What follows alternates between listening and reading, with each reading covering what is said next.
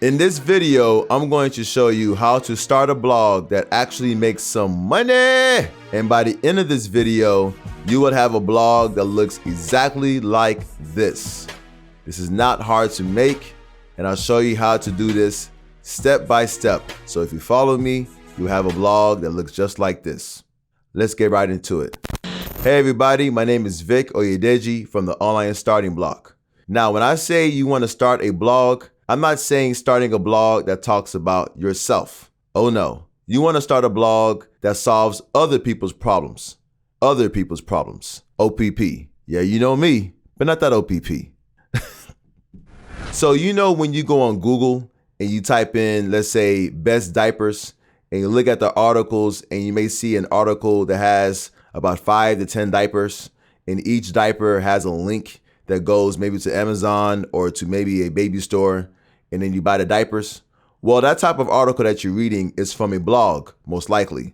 And what you're reading is a blog post. And the purpose of that blog post is basically to answer your question, which is, what are the best diapers? When somebody clicks on one of the links and buys a product, probably from Amazon, they will get somewhere between 3% and 10% of the commission sales. If you don't think that's a lot, let's run through an example. Let's say this blog post I'm talking about has about 100,000 views per day. Let's say 1% of those actually clicks on one of the links and buys a product. So that's 1,000 clicks, which means 1,000 buys.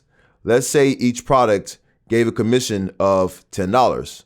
So $10 times 1,000 equals $10,000 in affiliate income per day from one blog post that showed people the best diapers. Now, I'm not saying this is an actual example. That website actually might be making more, or they might be making less. But the important thing is that they actually have a blog that actually makes them money. And that's the important thing, once again. So you want to have a blog that solves other people's problems. 90% of the blog posts should be geared towards solving other people's problems. And then the other 10%, you can write some personal stories, maybe case studies here and there. But like I said, the majority of the articles, around 85 to 90%, should be focused on solving other people's problems. So now that you know about this, let's start with the first thing, which is to get your domain name, like gmail.com or yahoo.com or hostgator.com or whatever.com, espn.com. That is a domain name, and we're going to get that right now from a site called Namecheap. So those follow step by step. Let's go. Let's head over to Namecheap. So on Namecheap.com, this is where you can buy your domain name. So let's think of a domain name. I was talking about diapers earlier, so let me bring up, let's think of something. Diapers, diaper.com. I don't even know if this is available. Diapersdiaper.com. And it is available. Diapersdiaper.com. And also has a 10% off back to school sale, which is why the price is $7.98 per year. And then it renews every year at $8.88 per year. So let's add that to cart. All right, to add it to cart. And that view item comes for a quick second and then goes away. I don't know why Namecheap does that. And from here, you can also get other domain names like .net and .org and .co that's there. So you can definitely do that. What I always suggest is that when your site becomes very, very, very popular, you probably want to reserve a .net and then .org and .co, just so people won't be using your domain name for their own selfish reasons, because that happens. But for now, we're going to go to checkout at the bottom right. And now you're going to see how long do you want this to be registered. You can go 1 year, 2 years, 3 years. If you think you're going to have this for a very long time, I would say do it for 2 to 3 years. If you're not sure and you're just testing the waters, I will just keep it at 1 year, and that's that. You want to keep domain privacy enabled, and then premium DNS, you disable that, so keep everything as it is. Go to confirm order. And now I was going to ask you to sign up for an account or log in. If you already have a Namecheap account, then you can go ahead and add your information here. If not, then you can just create an account. My recommendation is if you're using this domain name one time and you don't want to add any more domain names, then you just use your domain name here and call it a day. So in this situation, it would be diapers diaper. And that would be the username that's available because that's actually my domain name without the .com. And then you put your information here. But if you do plan on having multiple domain names in your account, so let's say you want to have a domain name for your store, one for your blog, maybe you have a website, maybe you're doing other people's websites. So if you plan to have that, then I will make the username your company name. If not, you can just make this the name of your domain name without the .com at the end, of course. All right, so now you want to think of a password, and then your first and last name, and then your email address. For the email address, you actually want to create a new email address and make this the name of your company or your domain name in this situation. So to do that, we got to go to Gmail. So let's go to Gmail. So in Gmail, make sure you log out. And then when you log out, you want to go to add another account. So from here, you want to create an account, and then you do it for myself. And this is where you add your information. So I'll actually call myself Diapers Diaper. You can put this your business name if you want, or you can just use your regular first and last name. Diapers Diaper is giving you a suggestion. Let me see if I could take that out. Let's see what it says. It's already taken. Somebody actually, let me see, Diapers Diaper. Somebody actually has that. Diapers Diaper. Can't believe it. So Diapers Diaper 2021. Let's just do that for right now, because that's available.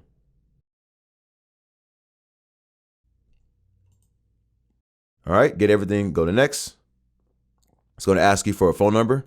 So you put your number in, and then it's going to text you a Google verification number.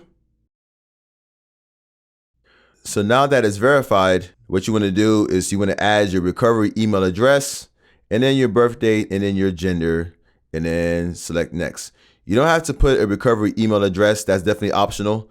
I would just say to use an email that you're very, very familiar with. So just in case something happens to your account, the way to recover will be in this recovery email address. So you can do that if you want, but I'm going to fill out all the other information and I'll be back. So the next section, I would say skip. And then finally, in the privacy and terms section, most people just go down and say, I agree. However, I like to click on more options. And now it's going to ask some options. For web and app activity, I say don't save my web and app activity in my Google account. And then for ad personalization, this means if you go to a website and then you get out that website and you go to another website, you start seeing ads from the previous website. If you don't want that, then go to show me ads that are not personalized or that aren't personalized. And then for your YouTube history, it's going to ask, do I save my YouTube history in my Google account or don't save it? So basically the videos that you saw before, do you want that saved? I don't want it saved, although I do like my YouTube history, but the problem is that if you do enable it, then you have a greater chance of going down the YouTube rabbit hole because YouTube is going to be showing a bunch of videos that you've seen before. But if you don't want that, then click on don't save my YouTube history. If you don't want that, then you also have to give up your YouTube history in your Google account. And that is how YouTube has it. And then finally, click on I agree. All right, so now we're set up. So let's go and see this account, diapersdiaper2021@gmail.com. Go ahead and copy that. And then go back to Namecheap. Paste your email address right there. That's a new email for your account. And then sign me up for Namecheap's newsletter, and I will uncheck that. I don't want a bunch of emails from Namecheap. All right, so now I have my account. Now from here, I would add my address and then move from there. All right, so here it's going to ask some extra information. What I want to do is to scroll down. And on the scrolling down part, I actually want to change my billing contact to what is going to be on my credit card or my debit card. So I filled out my information. I actually want to click on Save Configuration above to my default checkout settings, then click Continue. And then now it's time for me to add my secure card payments. So I can do that. Or if I scroll down, I can use my PayPal or I can use my account funds as well. But let me put my card information in. So when I come to my receipt details, I need to click on the right billing address that's there. So I will go to use previously saved contact. That will be my billing address if you have a different billing address. And at the very bottom, you want to click on save the configuration above to my default payment settings. You can also click this right here where it says automatically renew all my services. This basically means that every year or every 2 years or every 3 years, however long you reserve your domain name, it would use the same credit card and same information to renew it. If you're not sure that you're going to have it for a long time, or if you're not sure you're even going to use the same bank card or credit card, then leave that unchecked. So once that's done, click on continue. And then finally, it's going to give you one more final overview for your order. You can scroll down and look at it to make sure that everything is everything. And once that's done, you want to go to pay now. All right, so everything is set up. And it may ask you to give them a review. You can click on the X on the top right, or you can just give them some good reviews and then click next. But once you've done that, you're at this screen. And so now that you're here, you have your domain name. Congratulations. What you want to do now is the very first manage on the top right, this button, you want to click that. And now you have your domain name available. In this situation, it's diapersdiaper.com. To get to the screen, it's on the domain list on the left side. And let me log out and show you how to do that. So let me sign out. So if I sign out and if I go to Namecheap, you want to go to sign in and you'll probably see a screen like this. You can go here and you can type in your username. So from here, it's going to ask you for your verification code because it does that a lot. So you want to go back to Gmail and look for your confirmation code and then go from there. This is where your confirmation code is. You want to click on that, double click it, right click, copy, go back, right click, paste, and then hit submit. And now you're in the game. So now you're in your Namecheap account. And from here, you want to go to the left side where it says domain list. And now you're going to see the list of your domains available. And then from here, you want to go to manage on the right side. So now we're at the screen where you can manage your domain name. So we will come back here in a little bit. So you now have your domain name. The next thing to do is to get your web hosting. This is basically you reserving a piece of a computer that you don't own. The only difference though is that this computer is where your website files will be. So your blog files will be here. We need to reserve that. And the company we're going to use is called Bluehost. So let's do that right now.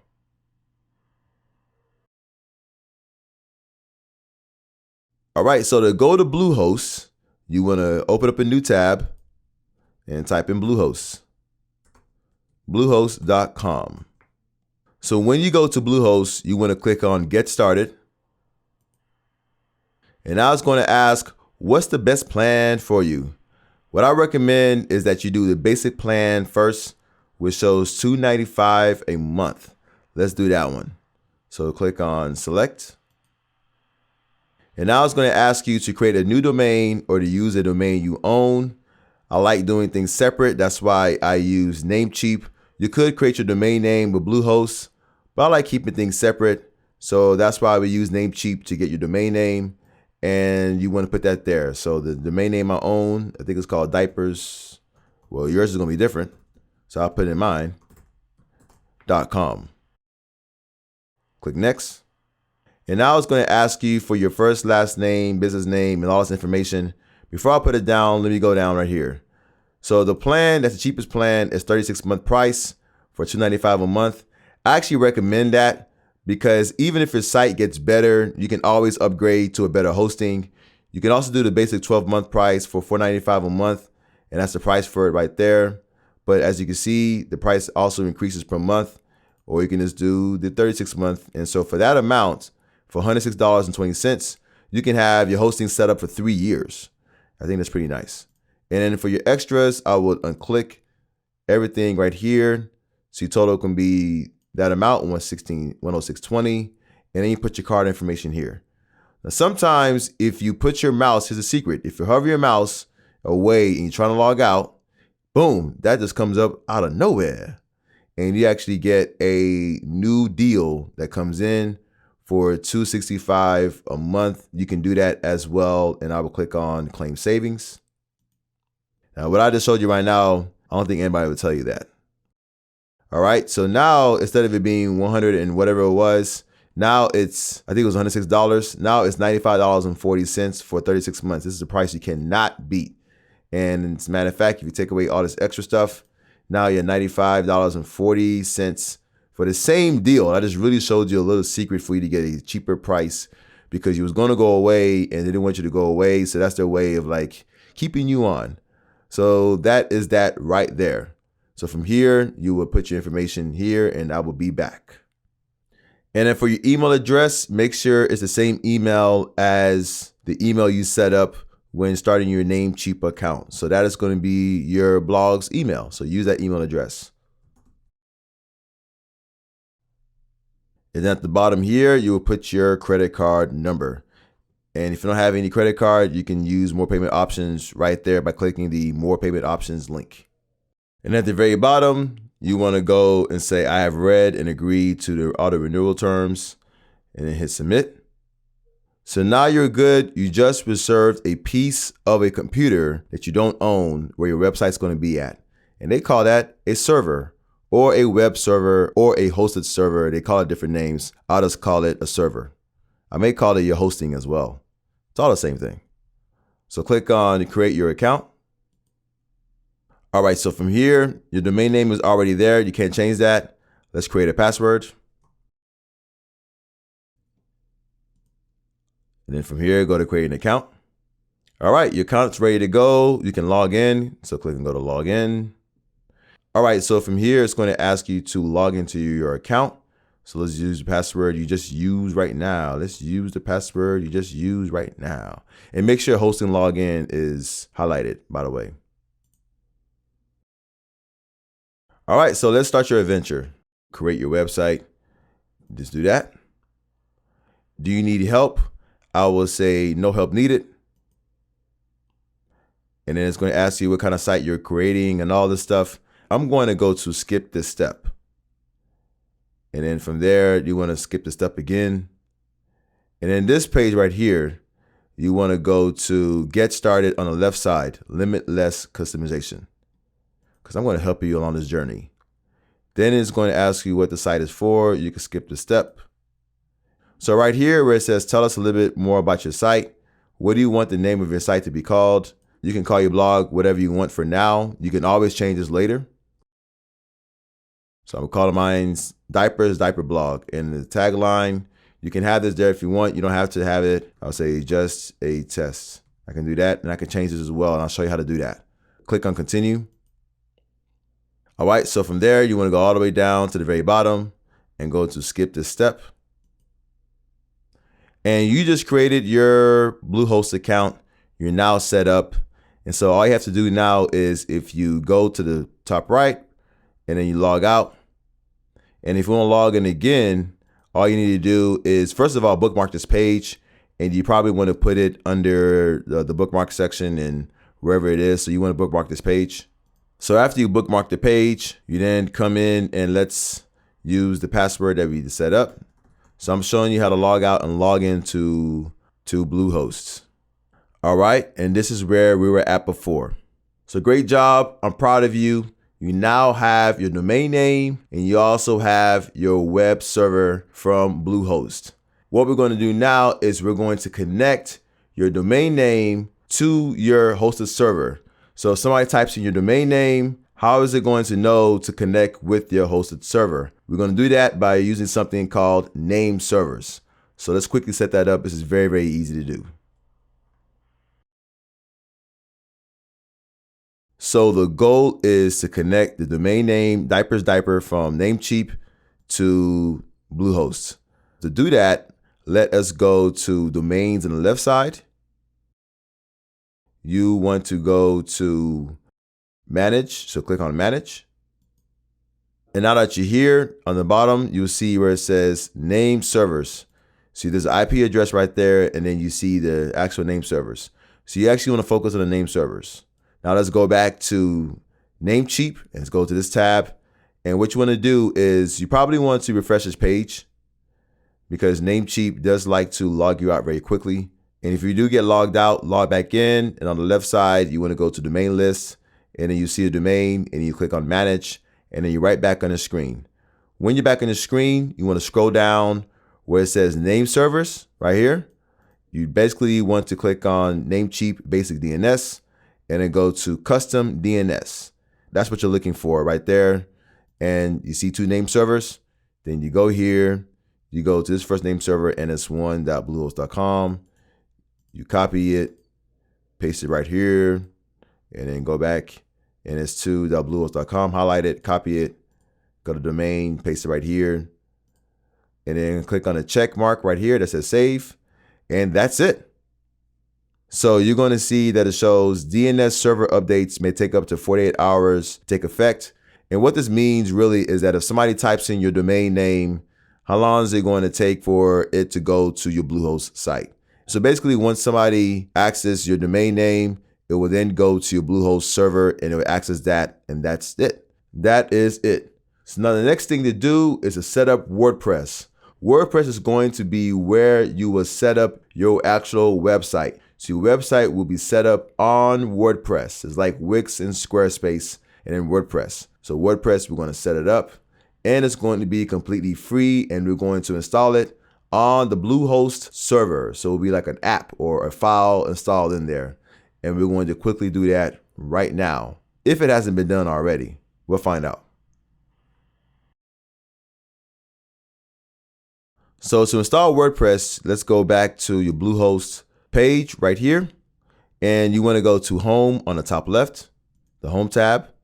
And all you have to do is on the right side, you want to go to Log into WordPress. And it's going to take you to the place where you're actually going to create your website. All right, so you're now into WordPress, and what you're seeing right now is the dashboard. This is also known as the back end of your website. So if you go to the top left on your blog's name and click on Visit Site, what you're going to see is you're going to see your website. So this is actually your website right now as I speak at the moment. This is how your website is going to look. So this is known as the front end of the website. This is the front end. This is the end that everybody sees with the exception of this black bar on top. And I'll talk about that in a second. So this is the front end. To get to the back end where you actually update your site, you highlight your blog's name on the top left and then go to Dashboard. And now you're going to be back at the dashboard, which is the back end of the site. So there's a front end and there is the back end. So let's do some initial settings to make everything make sense. First thing I want you to do is to go on the left side and go all the way down to plugins and then go to installed plugins. So as I scroll down, you're about to see a list of plugins right here. So these plugins are like apps on a phone. There's a phone. The apps make the phone better. Plugins do the same thing. Now, what I'm going to do actually is I'm actually going to deactivate all of these plugins because I would not need it at the moment. To do so, I will click on where it says plugin on the left side, click the box. So it highlights all the plugins right here. And then underneath both options, I will go to deactivate and then click apply. So this was deactivate all of the plugins that are there. And then once everything is deactivated, the next thing I would do is to highlight the plugin word again and then go down and then click on delete and then click apply. Say okay. So what I've just done right now is I first deactivated all the plugins and then I deleted everything. So first you must deactivate, then delete. You just can't delete straight up. You got to deactivate it first. All right. So now that everything is gone, let's go back to the dashboard on the left side. And the site looks cleaner. So this is how our dashboard looks. It looks much cleaner than what it looked before. So now let us do some more settings from here. First thing I want you to do is on the left side, go to settings and then go to general. Let's do some setups. All right, so remember where I said you can change your site title and your tagline? You can do it under the settings general section right here. So you can definitely change this up. So diapers, diaper blog, or diapers, diaper life. I can do that. Diapers, diaper life. And then my tagline, I could change that if I want to.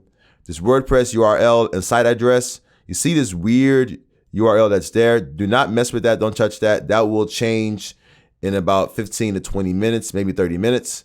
And it'll actually show your domain name, which is whatever you set up. In my case, it's diaper.com. So that will definitely change later. Your email address, that is the email address you use to set up Bluehost. You can keep that. And then from here, what you're going to change is your time zone.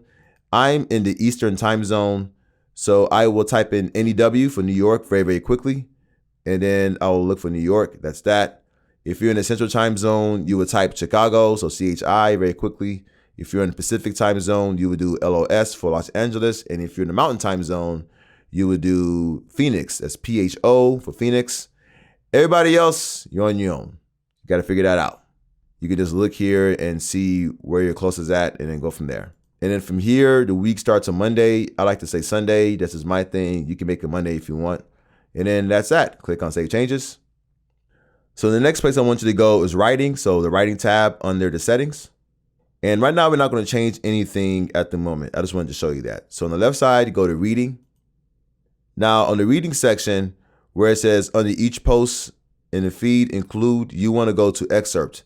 So this will show just a summary of what you're going to read in the blog post at the homepage, but it won't show the full text. So at the homepage, if you see a blog post, it won't show the entire blog post. It will just show a snippet of it, and you can set that whenever you have your post. Click on Save Changes. All right, so the next thing you want to do is go to Discussion on the left side. So in the discussion, there's some settings that I want you to do. So the first thing is the top where it says Default Post Settings. You want to uncheck the bottom two. That's that. Then from here on the comment settings, where it says automatically post comments on posts older than 28 days, you want to uncheck that. It's very, very important. And then enable threaded comments. I like to make this 2 levels deep. So this is like somebody makes a comment and then there's a comment under that, and that's that. So like Facebook and Instagram, that's how they do their comments. So you want it to be like that. That's cool. And then from here, email me whenever anybody posts a comment. So if you want emails, anytime somebody posts a comment, you can keep this checked. I like to keep both of these unchecked. And then before a comment appears, the person must have a previously approved comment. I will keep that unchecked. This does allow more spam to come in, but I'm gonna show you how to overcome that in a second.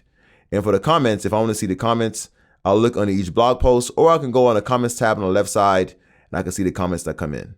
So from here, go all the way down. And for your avatar, you can make it a mystery person or you can make it blank. I'll leave it as it is. Click on Save Changes. All right, and the next thing is Media tab on the bottom. And we're not gonna make any changes here. I just wanted to show the size of your media by default. And then go to Permalinks, left side. And that's just very, very important. So what you wanna do is you want to set this to post name.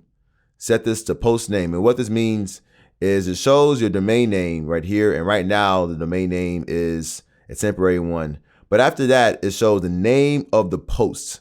You want it to do that. So if the name of your post or the name of your article is called Best Diapers, it will be Best Diapers right here. If we had this plain setup, it will be your domain name / your post number. In this situation, it'd be 123 or 567. You don't want that. And you don't want all those other things as well, like what news does. You want post name. That's what you want to have. And then from there, go to Save Changes. And the post name also helps with your SEO, which is search engine optimization, which I'll talk about that in a little bit. And then the last one is privacy. This is where you create and set your privacy policy page. But it looks like one already got created when you set up Bluehost. So that is all good.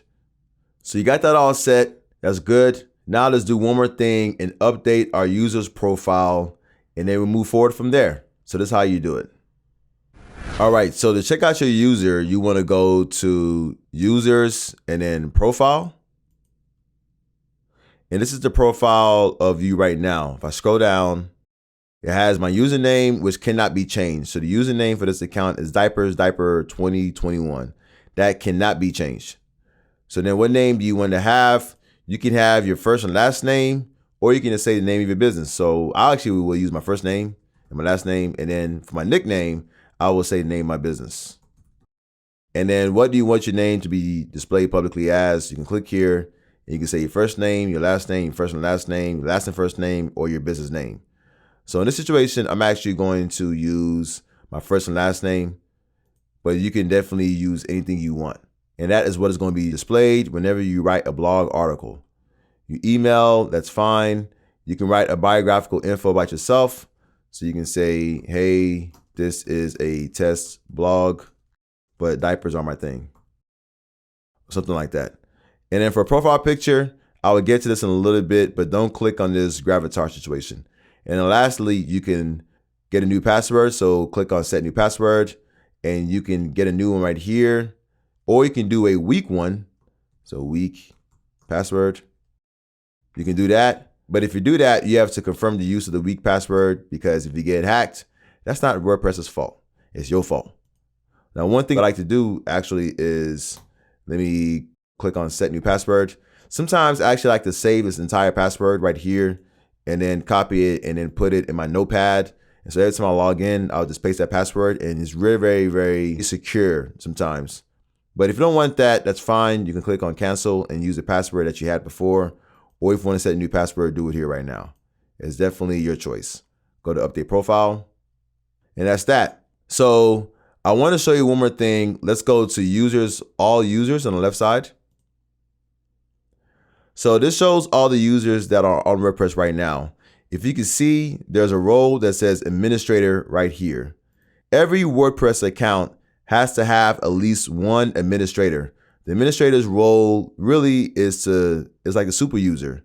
They're responsible for adding plugins and also responsible for deleting your WordPress account and the whole website itself. To add a new user, you go on the top and go to add new. So if you have a co-founder or some members of your team, you can add them right here. You can have the username, which can't be changed, and then your email, the person's email, first and last name, and they can change all this if they want. And you can even give them a password to get in, and you can send them a notification once you set it up.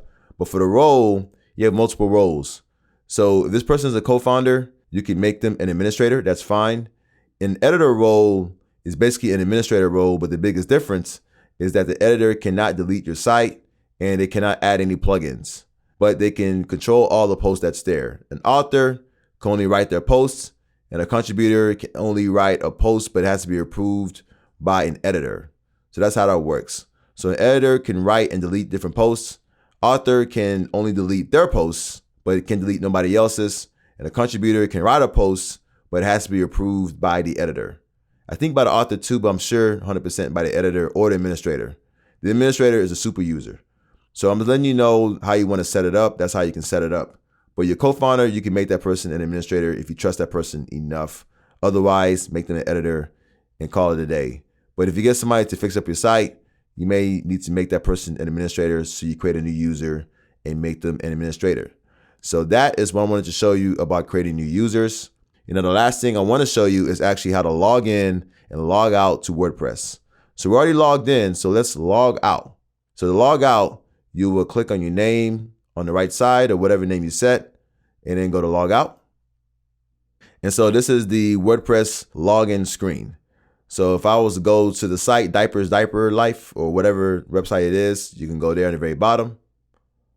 And now this is the website that is there. This is the website that we have. So now how do you log back into WordPress? Well, there are two ways. The first way is to use your Bluehost name, and let me go back to Bluehost. All right, so now I'm here, and then I'll just click on login to WordPress, and that will take me back to my dashboard. That's one way. The other way to do it is an easier way, and what you would do is you will go on your web address, and at the very end of your website, and right now that's kind of weird, but at the very end, you would type in WP-admin. So you want to make sure there's a slash and then WP-admin. When you do that, this will take you right to the login screen, same thing.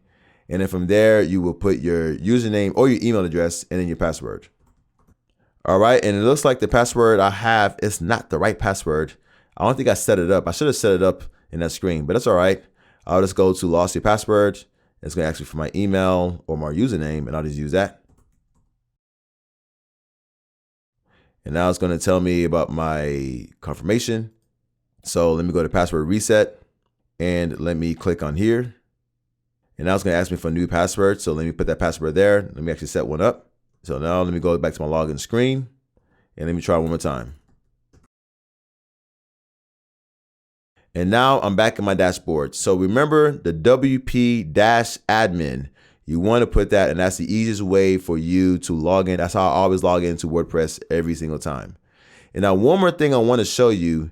I don't think you probably noticed it, but in my email, there is an email that I got that it says Namecheap support, and it says immediate verification required for your domain. This is actually a very, very important email. So you click that. So basically what this shows is whenever you get a domain name, you actually have, I think, 24 hours for you to verify it. And if you don't do that, they will actually deactivate your domain name and you will not be able to access your site. So to verify it, all you gotta do is scroll down. And then when you scroll down, you look for where it says, click here to verify your email address. All you gotta do is click that, and that's that, the end. And it's a success. And that is how you verify your domain name. That's all you need to do. So you have everything set up. Great job. Great, great, great job. So now I'm going to show you the difference between a post and a page. So I'm going to show you that right now. So check this out.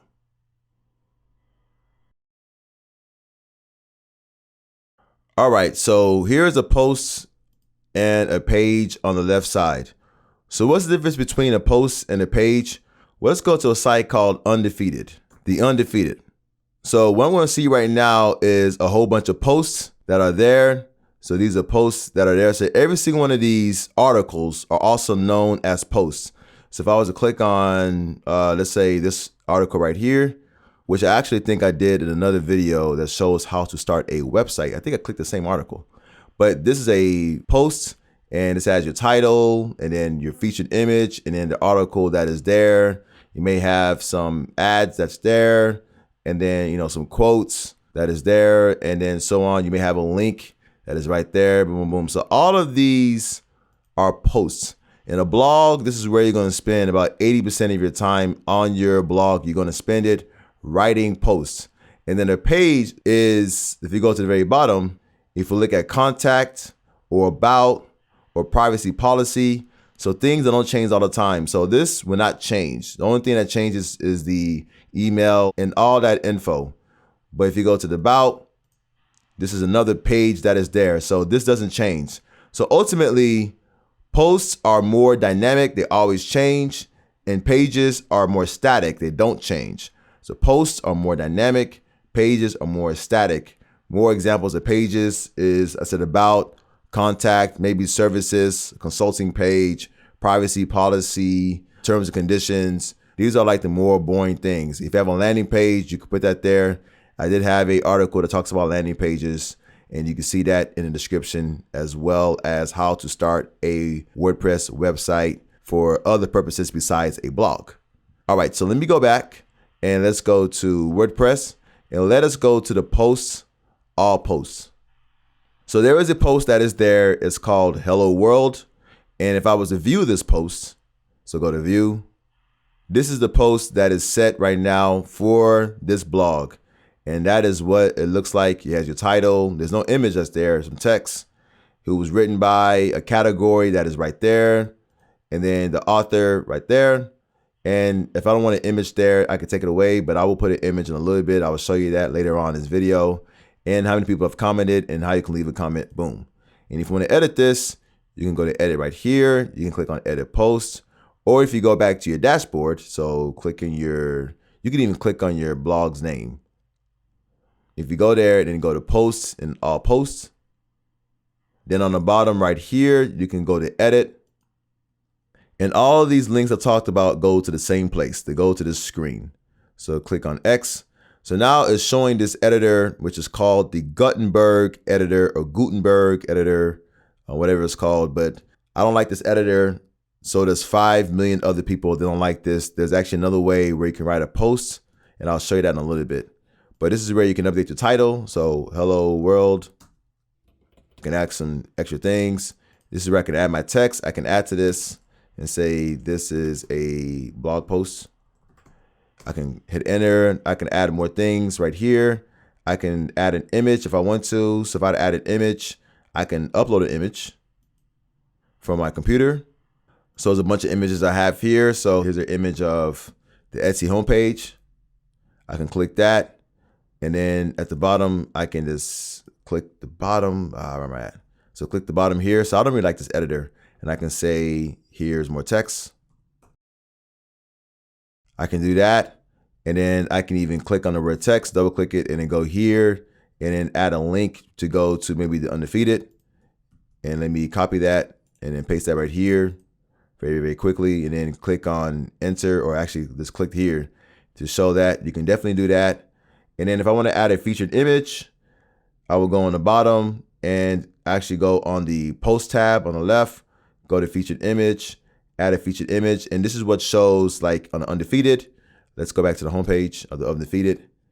So the featured image is the image you will see on the actual homepage. So this picture of Naomi Osaka, this other stuff right here. This is Deion Sanders' son, and all this right here. These are featured images. And if you click on here, this image right here is also a featured image. So you can have a featured image if you want in your posts. You can set it there. You don't have to set it there. Whatever the case is, it is what it is. All right. So from there, you can add this featured image. Let us add another image as a featured image. There's a picture of a kid right here. This kid actually made $29.5 million reviewing toys. Crazy, right? And then once you have that, you can add some alt text. You can say the kid's name, or you can just right click on your title and then copy and paste that, assuming that your alt text is there. Your alt text means if somebody can't see the picture, then it will be replaced by the text that you said here. And it's also good for Google to know who you are for SEO purposes. I keep saying SEO, which means search engine optimization. I'll get into that in a little bit. It's very, very important. And that's that. And the other thing the featured image does as well is if you share it on social media, like on Facebook or Twitter, they'll also see this image as well. So they won't see this Etsy image. They'll see what's in the featured image. And you can remove the featured image or you can replace it. And then once that is done, click on update. And then when it's updated, on the bottom left, it says view posts, which is way, way out there. And then this is what it looks like. So this is the article. That's the title. So up here, this is the title of the article and the tagline. And I could change that in a little bit and even make that to a logo, but I'll do that later. And then here is the featured image, which doesn't change. Here's my text. This is the image I had. And here is the link that goes somewhere else. Boom, boom. And then if I go to the home page, so if I was to click on this page right here, it does not show, for some reason, the featured image. Let me actually refresh the page. So when I come back here, you can see that it has my title, my post title, and you can see the featured image right there, and then what it shows, boom, boom, boom. If you don't see that, then just refresh the page again, and then the image will appear for sure. But that's the featured image, and then here's some text, and then you can click on it, and it will go more into it. Boom, boom, boom, boom, boom, and the end. That is it. And that is a post. And if I was to go and click on dashboard, and let's go to a page. So if we go to pages, all pages, you can see privacy policies there. And then you can see the sample pages right here. So click on edit. And then once that is done, you will see sample page. So this is the title of the page. This is some more text. It looks like this is a quote. And to make things a quote, you can say quote right here. And this quote thing is pretty weird. But I don't like this editor. This editor is called a Gutenberg editor. I'm not a fan of it. There's an alternative to this, and I'll show you that in a second. But to view this, you can go on the top right and then click on preview and go to preview in the new tabs. A lot of options. And this is how it looks like. This is a page that is there, which doesn't change a lot. And then that is that. So I want to make this a lot easier, and I want to install something called Classic Editor. So the Classic Editor plugin allows us to create a post and a page much easier than what you just saw. So we're going to set that up, and then we'll move forward. To install the Classic Editor plugin, you want to go back to your dashboard. So go to the dashboard right here. And you want to go to plugins, add new. So this is where you install your plugins or your apps, like for your phone, like apps for a phone, plugins for your website, same thing, it enhances it. So Classic Editor is right there. And as you can see, it has over 5 million installations. I was giving a number earlier, and I was saying that 5 million people like or actually 5 million people don't like the editor that was there. The old editor was called Gutenberg. That's what I just used. You can see it has 3,400 reviews, only 2 stars. You don't like to see it. But there's 1,000 reviews, all 5 stars, 5 million installations. This is how WordPress used to look when it first came out. So you want to click on install now. Then after you install, you must activate. So you first must install the plugin before you activate. Let me say that one more time. You must first install the plugin before you activate. So install, then activate. And if you want to remove this plugin, you must deactivate it first and then remove it. So if I was to go and click this and try to delete it right now, if I apply it, it will not delete because it has to be first deactivated. Then when you deactivate it, so let me deactivate it right now. So when I deactivate it, I can now delete it right here. So if I was to go here and then go to delete and apply, it will delete it. So that's something to keep in mind. So you must first install, then activate. And at the same time, if you want to delete it, then you must deactivate it. Right now in the state, it's just installed in WordPress, which is installed in your server. So literally it's just installed in WordPress and it's not activated. So let me activate it now.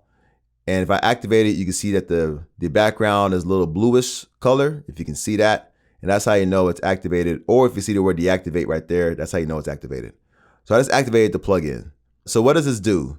Let's go to posts, all posts. And then from there, let's go back to the hello world posts, go to edit. And this is how this article looks like now. This is the edit screen. And this is where I add my article. This is my title. This is my permalink, which I will go to in a little bit. And that is that, the featured image. So this is how WordPress used to always look back in the day. And this is the way that a lot of people like it. I'm used to this way. I like this the most myself. So if I go here, I can add more text on the bottom and then say more text. And then from there, if I was to highlight this text, or I can highlight the whole thing, and on the top right, insert edit link, and then I can go back to the undefeated. I can just do this random article, come back here, and then paste it, apply it. Now this is there. If I want to remove it, I can just go remove link. It's gone. I can do that. I can bold it, italicize it. I can have more options right here. If I click this toolbar toggle, I can do horizontal line, change the text color if I want to do that, and undo and all this other stuff. And then if I want to add a picture, so let me add a picture by clicking on add media right here on the top. So if I click on add media, this is where I can add my pictures. This is the media library where it has pictures that I've already downloaded, and also upload files where I can select a new file and upload it. And I can go and let me just do this drop bottle picture, which is a company from Greta Van Riel from Australia, multi-millionaire founder. So I can put that there, add an alt text. Let me use the same thing as the title. So copy it, paste it, insert to post. Now it's there, it's kind of small. So let me actually click it again. Click this pencil to edit and make the size full size, and then put it to center and update that. Boom.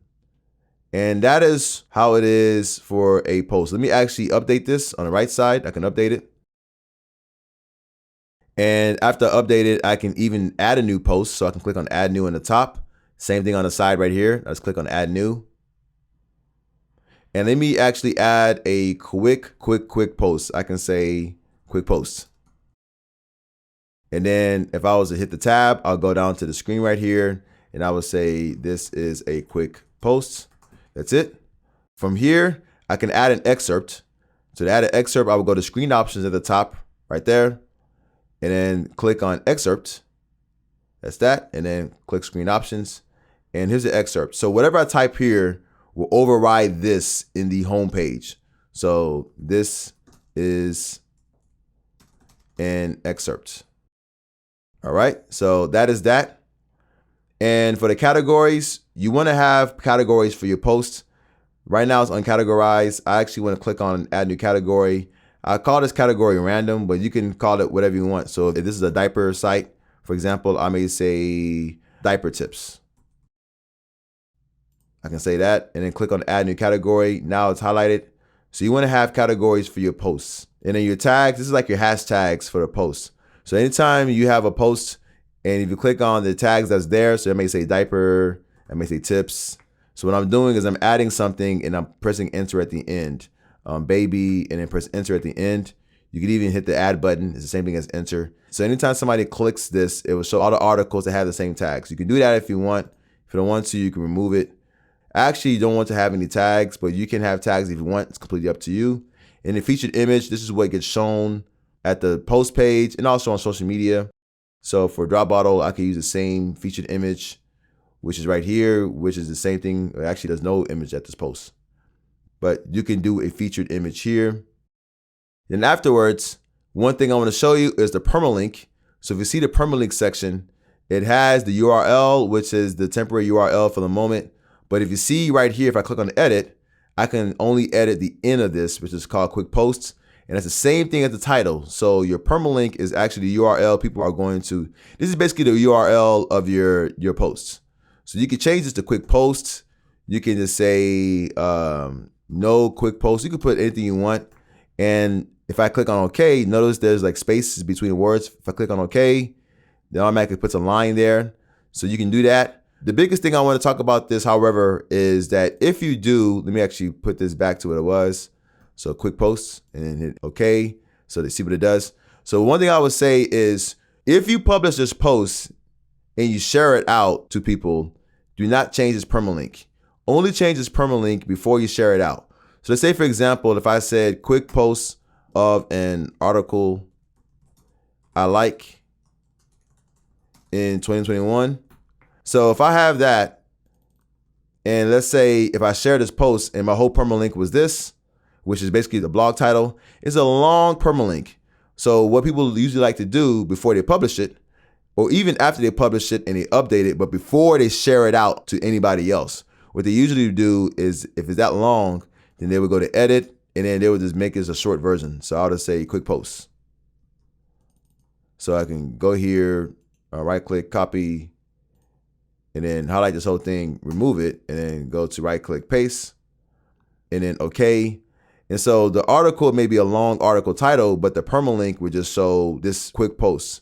And that was set in the settings section where I said the settings permalink section where I said the post title should be it. That is how you do that.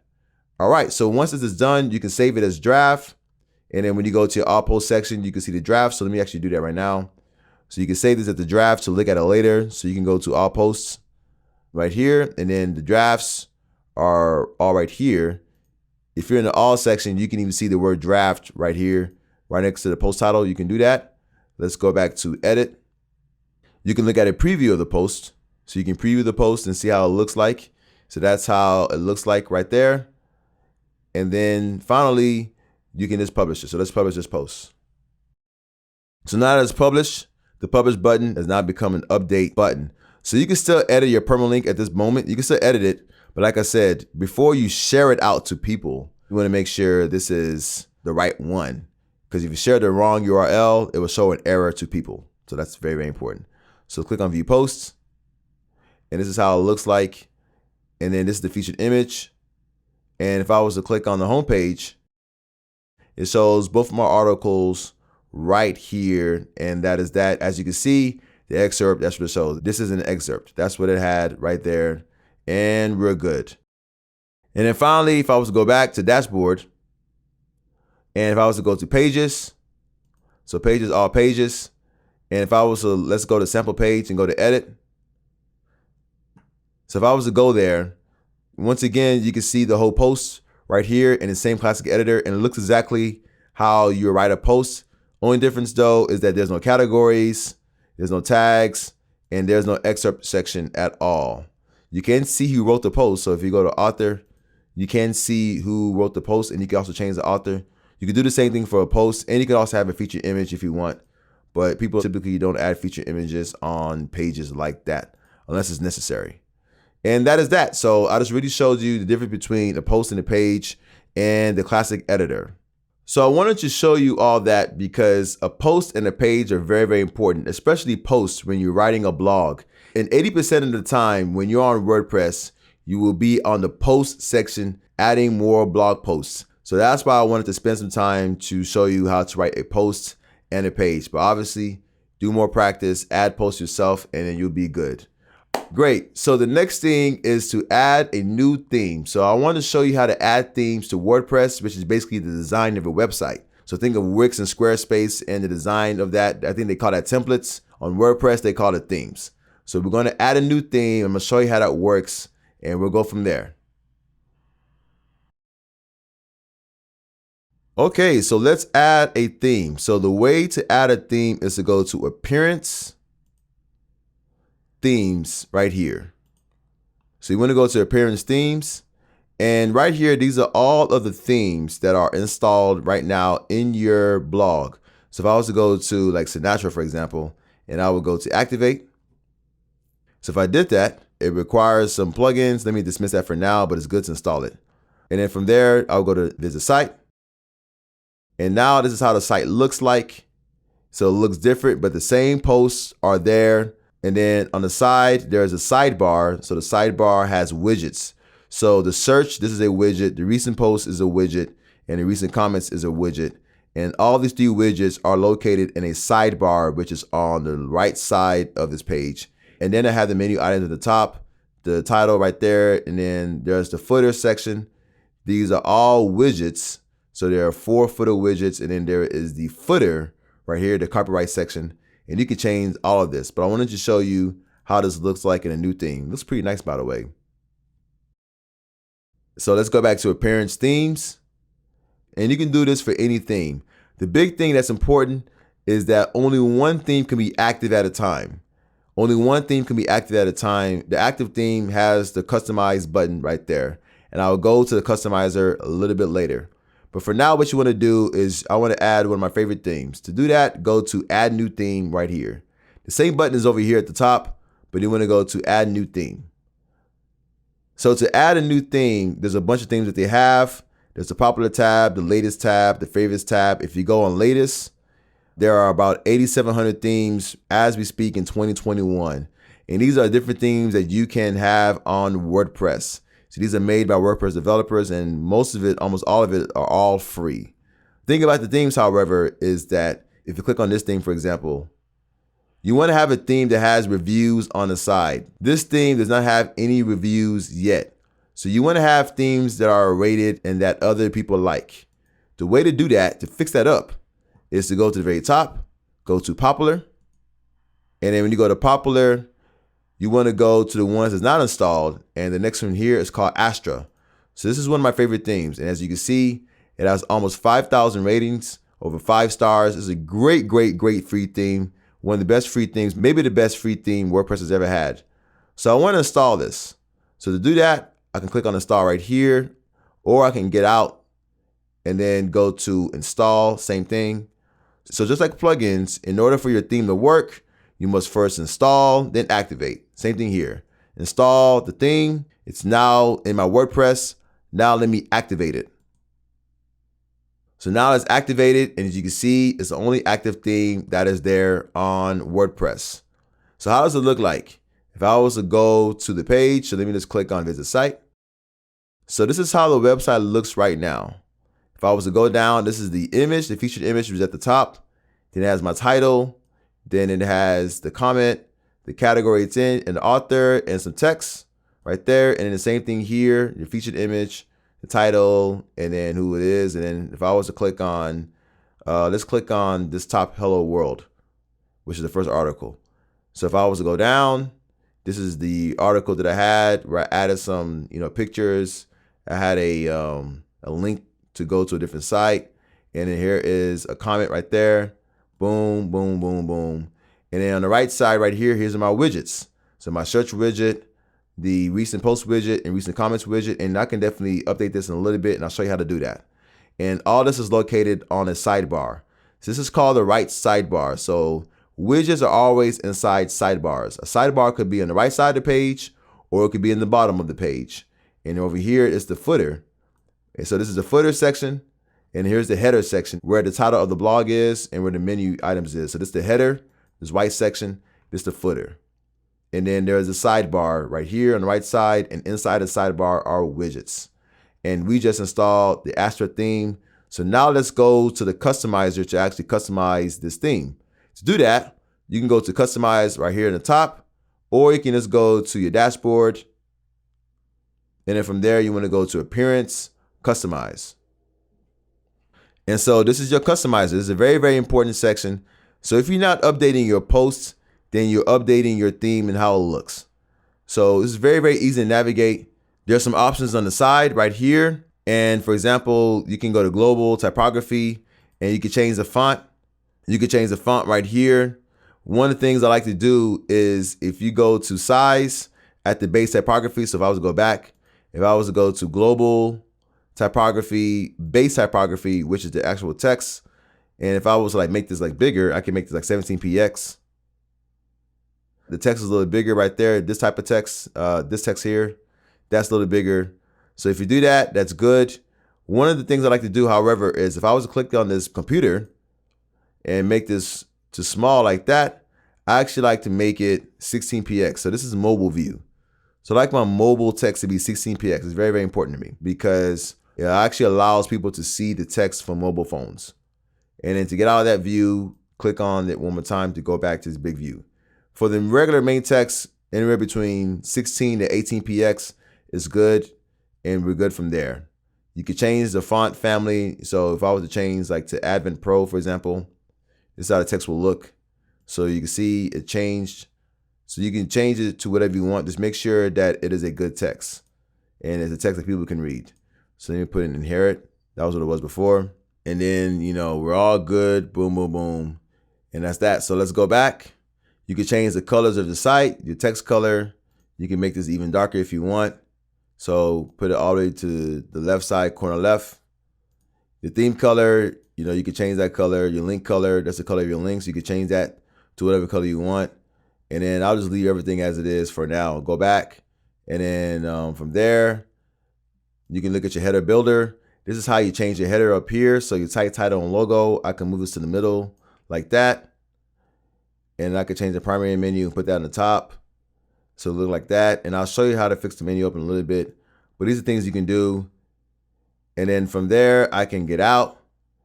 Look at breadcrumb. Don't worry about that right now. The blog.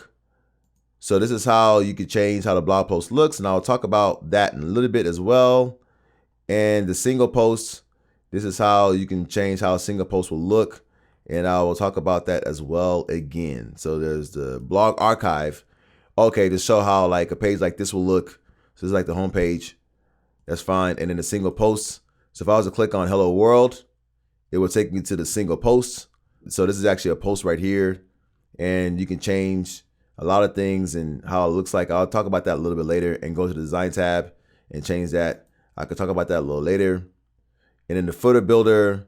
So the bottom of the site, what is there? What's in the footer? Yada, yada, yada. I can talk about how that is too. And boom, boom, boom. And the design of that, I'll talk about that a little later. I just want to show you how everything looks. You can skip performance. The site identity, all customizers has this regardless of your theme. This is actually where you add your icon and your logo. So if you want to change your logo, you just click on your site's name. And you can actually go to logo section and you can change your logo if you want. You can even change the name of the site right there if you want. I just added an S, I took it away. You can display the tagline at the bottom if you want right there. And there's a lot of things you can do. If you click on the pencil, it will take you straight to the section. So right here, this will take you to the header section. And that is what that does. I just want to show you about this because we're going to be going through this as we configure this theme. And this is where you can create new menu sections. I'll talk about that a little later. Your widgets, these are the widgets that's on the side. The main sidebar. What is this? Got it. Okay, this is brand new. This is new. So it actually shows what the widget looks like. All right, and add a block. All right, it looks pretty new. Yeah, WordPress is always changing things up. All right, so that's that. I can get out of that. And then homepage settings. What is your homepage display? Right now it's displaying my latest post. So if I was to click on the name of the blog, it shows the latest post, but you can actually make your homepage show a page. And I'll talk about that maybe later on in another video. But right now, leave it as it is. In additional CSS, this is custom coding that we may use for the titles of our posts. I may do that. I also will do that a little later on as well. And then once you finish with all the changes, click on publish. Because right now what you're seeing is you're seeing how the website looks at the moment with the new changes. Like I changed the font size. That is how the website looks at the moment. But in order for everybody else to see it, you click on publish. And when you click on publish, now it saves it, and that's good. Click on the X. And if I was to go back to the main visit site, and that is how it looks like, boom. And you go back to the customizer, you can go right here to the customizer at the top, and that is that. All right, so the next thing I want to talk about before we move further is your blog's niche. So what is a niche? A niche is basically a topic that you want to talk about.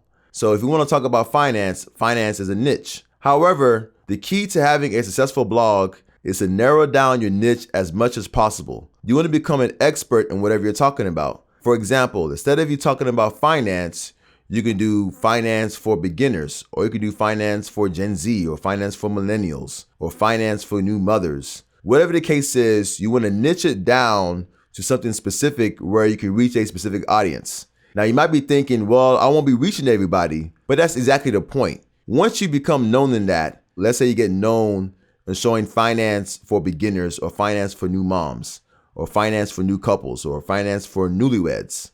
If you decide to do finance for newlyweds and you become the go-to expert for that, you can then expand out. Instead of it being finance for newlyweds, you can also do finance for couples, and then finance for families, and then finance for men, and finance for women, and you can expand out. But you can't expand out first until you become an expert in something. So you want to choose something that is as niche down as possible. You don't want to make it too niche where it's like finance for newlyweds that are 30, that are in California. That's too niche, and there may not be too much of a crowd that is there, although there may be a crowd, but it won't be too much of a crowd. You want to be just niche down enough where you have a big crowd. That's one thing. And the second thing, and the most important thing in order for you to have a profitable blog, is you need to ask yourself, can people buy items and services in this niche? So for the finance niche, you can sell a bunch of things. A lot of folks are trying to have credit cards, and you can become an affiliate for that and have them sign up for their credit card. There's a whole bunch of options where you could be an affiliate for, but you need to make sure that that's a niche where people can spend money on, and there's products where you can sell. You need to make sure that people can spend a lot of money on that. If you're a niche, you cannot do that. There's no big money players. There's not a lot of people who can spend money in that. If you're in that niche, then don't do that niche if you want a profitable blog. And that's very, very, very important. The richest is in the niches. I'm saying it one more time. The richest are in the niches. I said the richest is in the niches. That was actually wrong. The richest are in the niches. So you want to have a blog niche that people spend money on, and that is that. In this situation, I'm talking about babies and diapers. A lot of moms like to buy diapers and baby formulas and a whole bunch of different stuff like that. And so I'm in a great niche where people spend money, and that's why I chose this niche for this example. So I wanted to let you know that before we continue on. And right now, we're going to create our logo and our site icon, and then we move forward from there. Let's do this as quickly as possible. The richest are in the niches. It's very, very important to know that. All right, so I'm in the customizer. If you're not here, I can get out. And to get back here, I want to go to customize, or you can just go to dashboard and appearance, customize, boom. And so now that I'm here, what I want to do is I'm going to click on your blog name and click on a pencil right next to that. And it shows this information here. So I want to add a logo. If I click on the logo, it gives me my suggested dimensions, but I'm going to change that. So to change that, let me go to a site called, it's not Canva, Photopea. And the reason why I'm not going to Canva is because Canva is great. However, I cannot do a transparent background with the free version of Canva, but I can do one with Photopea. Now, Photopea looks exactly like Photoshop. If you know Photoshop, then you can definitely use Photopea. So we're going to quickly create a logo for this, and it's called Diapers Diaper. We'll call it that. So the first thing I want to do is I want to go to File, New, and I want to call this Diapers Diaper Intro. So Diapers Diaper logo. Or you can call it whatever you want. I'm just calling it that for myself. That's the first thing. Second thing is my DPI. It's very, very important. I want to make this 300. You can make it 200 or 150, but I want to make mine 300 because this is a good print quality. And then after I do that, I'm going to go to my width and make my width 800. And then afterwards, make my height, let's say make it 400. So 800 by 400, that's that. So that's how it looks like right there. So it's very, very important to make the DPI 300 at first, and then change the height, change the width and height. So name, then DPI, width, and then height. Then once that's done, click on create. And that's how it looks like. So the next thing I want to do is click on the T on the left side. This brings out the text view. And let me actually click in the window. And it's going to load the fonts. And let me actually type in diapers, diaper.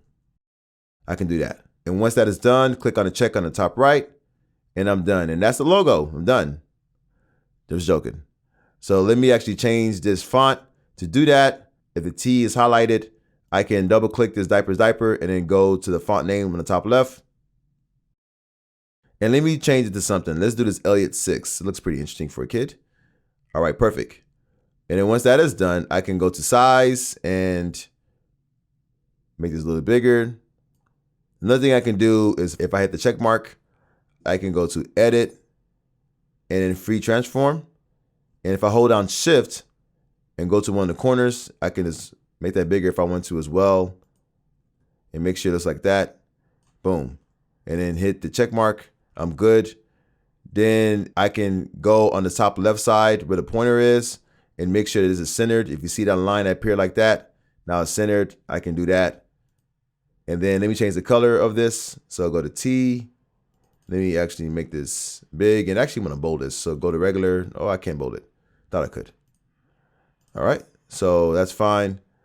And then let me change the color of this. The color. Change the color of this. Let's make this blue. And let me click on this here. That was the check mark. I could change the color again by going to the side and doing that. That's what I wanted to do. I wanted to change the color and see what it was going to be as I'm doing it. I think that color is fine. Say okay. All right, so once that is done, the next thing I want to do is this background layer. There is a lock right there. Click on the lock. Lock is gone.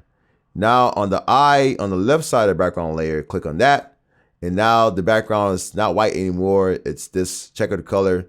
That makes the background transparent. That's what you want to have.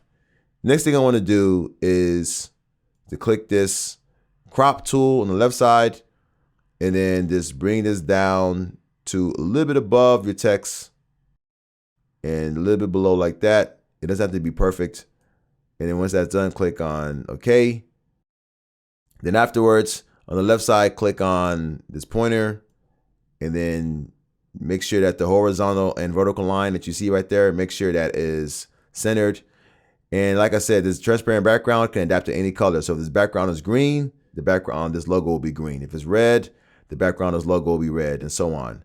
But I wanted to have a transparent background that's like that. That's good. And then from there, you want to go to File. The first thing you want to do is go to File, Save as PSD, which means Photoshop document. And this can open in Photoshop and also Photopea as well. Let me save this to my, let me make a new folder in my desktop and call it Logos, create it. And then I'll call this diaper logo. Perfect. Diapers, diaper logo, or whatever your blog name is.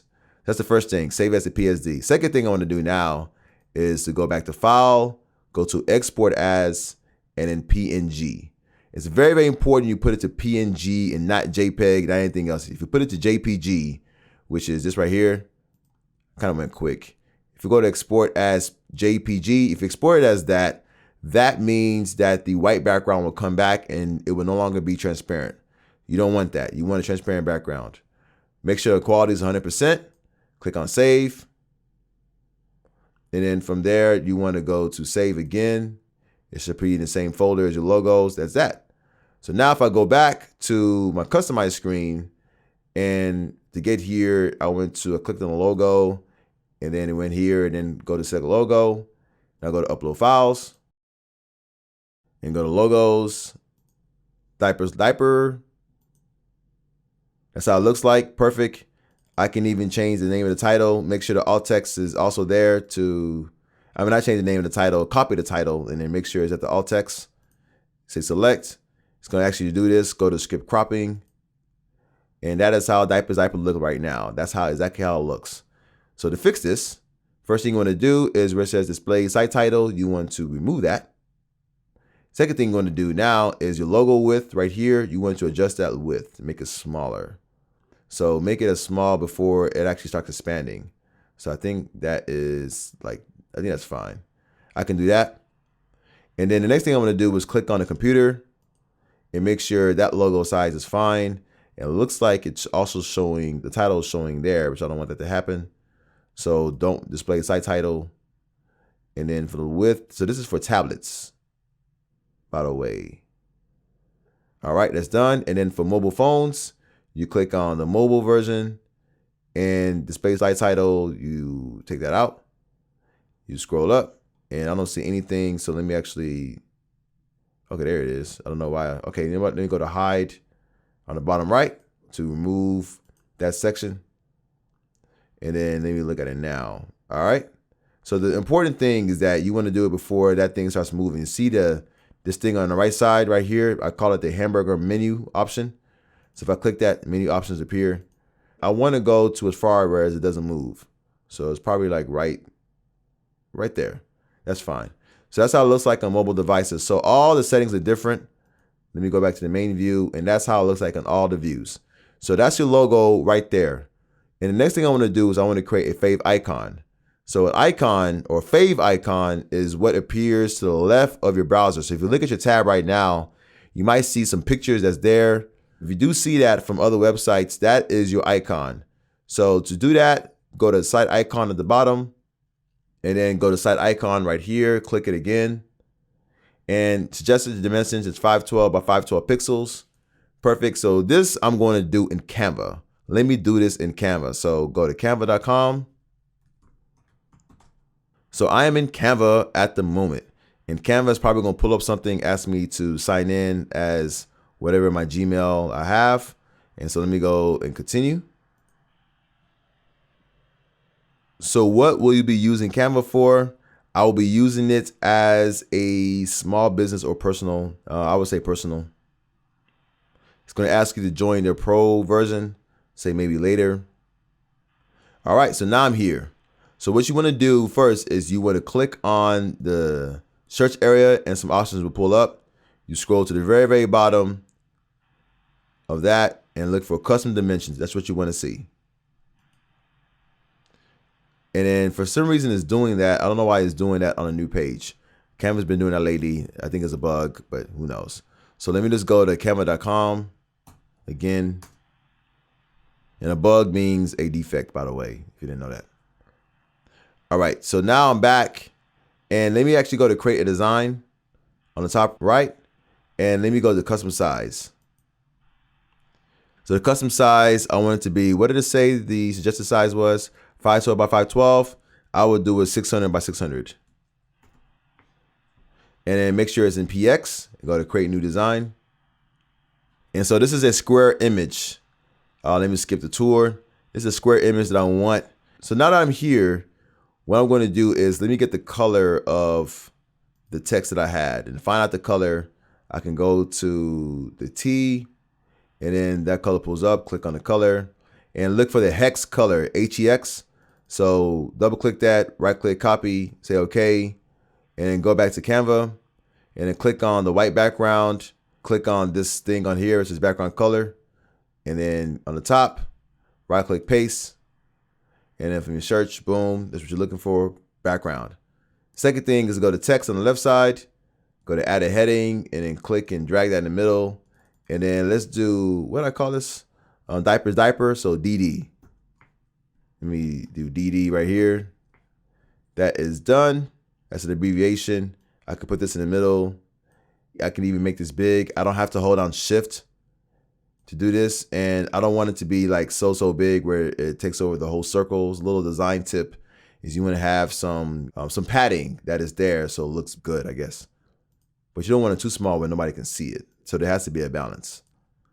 All right, so now let me change the font to Elliott 6. Let's see if that's in Canva. Because Canva doesn't have all the fonts that Photopea has. So I clicked on the text. Let's see, Elliott 6. Let me type in Elliot. That's what it is, right? Elliott. Yep. So they don't have the font at all. Although you can upload fonts, but you have to get a Canva Pro plan for that. So it's not there. So let me actually figure out what I can use. Handwriting, let's do that. Finger paint, looks good. All right, so DD. So I can do that and then make the text white. So I'll double click on the text color, and then make this white. So I'll click on this plus and then bring this to the top left. Looks like that, done. And this is complete. So I can make this my icon and call it a day. I could even make this a little bit bigger like that. And then I am done, call it a day. The other thing that I can do is, let me go to add page in the bottom right here. So it kind of duplicates it, same background color. Other thing I can do is I can add an icon. So to do that, I can go on the top right and let me go to iconfinder.com. And so icon finder, let me type in baby or diaper, maybe baby. Go to baby. And on the left side, I want to go to free so I can see all the free options they have available. And let's see what they have. They have this little thing here. I think I'm gonna use this pacifier. I think I'm gonna use that. It does have this baby diaper right there and baby pictures. Let me use this right here. So once that is there, I actually want to, let me remove this. I actually want, there's another one, jeez. Yeah, so when I'm here, I actually wanted to save the SVG version. That's very, very important. Say the SVG version, go to download the SVG, and then I put this in my logos folder. I'll call this baby pacifier. That's what it is. And then go to save. Then let me go back to Canva. And when I'm in Canva, I will go to uploads and then upload media, device, and look at the baby pacifier.svg file, go to open, and this will pull up. So I'll just click and drag in the middle. Now it's there, and put it in the middle. And one thing I love about SVG file is that if I was to make it bigger, the quality of the photo does not die at all as I make it bigger. So it's like text. It doesn't die. So let me make it like this size. I don't want to make this too big like that. It looks weird for design purposes. So I actually want to make this a little bit smaller. I think that's good. And then the other thing about SVG photos or SVG files is that you can change the color. So it shows that it's black. Canva has a way to detect the color that is there. I can go there and then let me go to this white color right there, or pops of blush. I guess I can use that. Canva even gives suggestions of what to use. And that's my logo right there. Not my logo, my icon. So I have two icons. I can use the DD or I can use this icon. What am I going to use? Let me use this pacifier icon that looks better. First thing I want to do is on the top right here, I want to name this diaper or whatever your blog name is, and then say icon. That's the first thing. Second thing is go to downloads, click on the download button, and then you can have it download both pages. I like to click this and check this right here at the top. And what do I want to use? Let me use the second one. And then call that a day. If you just have one icon or one photo or whatever, you can just choose whatever is there and call that a day. You can even delete this by clicking on the delete button right here, and it will delete this. So if I click this, it will delete the DD that is there and it'll only keep this here. Actually, let me do that right now. So keep that there. And if I download it, it only shows that and then just download it right then and there. So I can do that as well. But if I have both of them that was there, I can undo this right here in the top left. That's back. Go to download and then both pages, click on this right here and just click on page 2. That's it. Click on done and then go to download. And it saves in PNG. That was fine. I can keep this diaper icon right there. Keep that there. Boom. Now let me go back to my customizer in WordPress.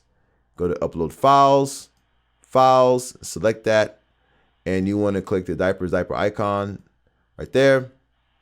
And that's that. Make sure your title, you copy that, put that to your alt text, paste it, select it, and then it's going to ask you to crop your image. That's how it's going to look like near your browser tab. And as an app icon, you go to crop image, and that is how it looks right there. And that is set up. And then once that is done, you want to click on publish on the top, and you are good. You are good. So great. You added your logo and your icon to your blog. Congratulations. Now let's move forward. So the next thing we're going to do is we're going to add several important pages to your blog, and then we will add those pages as menu items. And I'm going to show you how to do that right now. So the pages that we're going to add is going to be a contact page, about page, a privacy page, and I may even bring up the resources page. We'll see. So let's get out of here. Click on this X. In the dashboard, we will go to pages, all pages. And let's add a new page. So on the top, go to add new. And from here, I want to call this contact. So on the contact page, we will say, let's look at different contact pages for competitors. So let's go to baby diaper blogs or blog. So cloth diaper geek. And one thing you always want to do when setting up your blog or any website or online store is to look at your competitors. Just like how NBA players or NFL players look at competitors before they go and play against them, you got to look at your competitors as well when you set up your own thing. In this situation, set up your own blog. So it looks like I don't see a contact page at all from here. So let me actually go back and let's see what we're talking about. Cotton Baby's blog, all about diapers. This looks very interesting. All right. So from here, let me go to contact and let me see how they have the contact page. It says, how may I help you? Send a message and I'll get back to you within 24 hours. All right, so it looks very, very, very simple. And then, all right, so the form they're using right here, I can already tell you this form is called WP Forms. That's what they're using. It's a plugin, and I will set that up. Actually, let me set that up right now. So what you need to do is let's go back and it says send me a message and I'll get back to you. All right, so I will say send me a message and I'll get back to you within 24 to 48 hours. So you can put your email right here if you want, boom, or you can just have a contact page if you don't want to show your email. So to do that, let us save this as a draft. All right, so now that it's saved as a draft, let me go to plugins, add new. And the plugin I want to add is called WP Forms. WP Forms. And I think it's all one word, I believe. Yep, so WP Forms, make that all one word. And what I'm looking for is right here where it says install now. Perfect, and then go to activate. All right, so WP Forms is installed. On the left side, you want to go to WP Forms. It's a new menu item added. And then you want to go to add new. Let us start a new contact form right here. So you can use template. And right here, so if you look at her form, it looks almost very, very similar. And that is what it is. So we can use that as well, first and last. I actually just like to have one line that has your first and last name. So for this, I would actually go and make sure add fields option is available. Where it says single line text, I can come in and drag and drop here. And then it actually will call this name like that.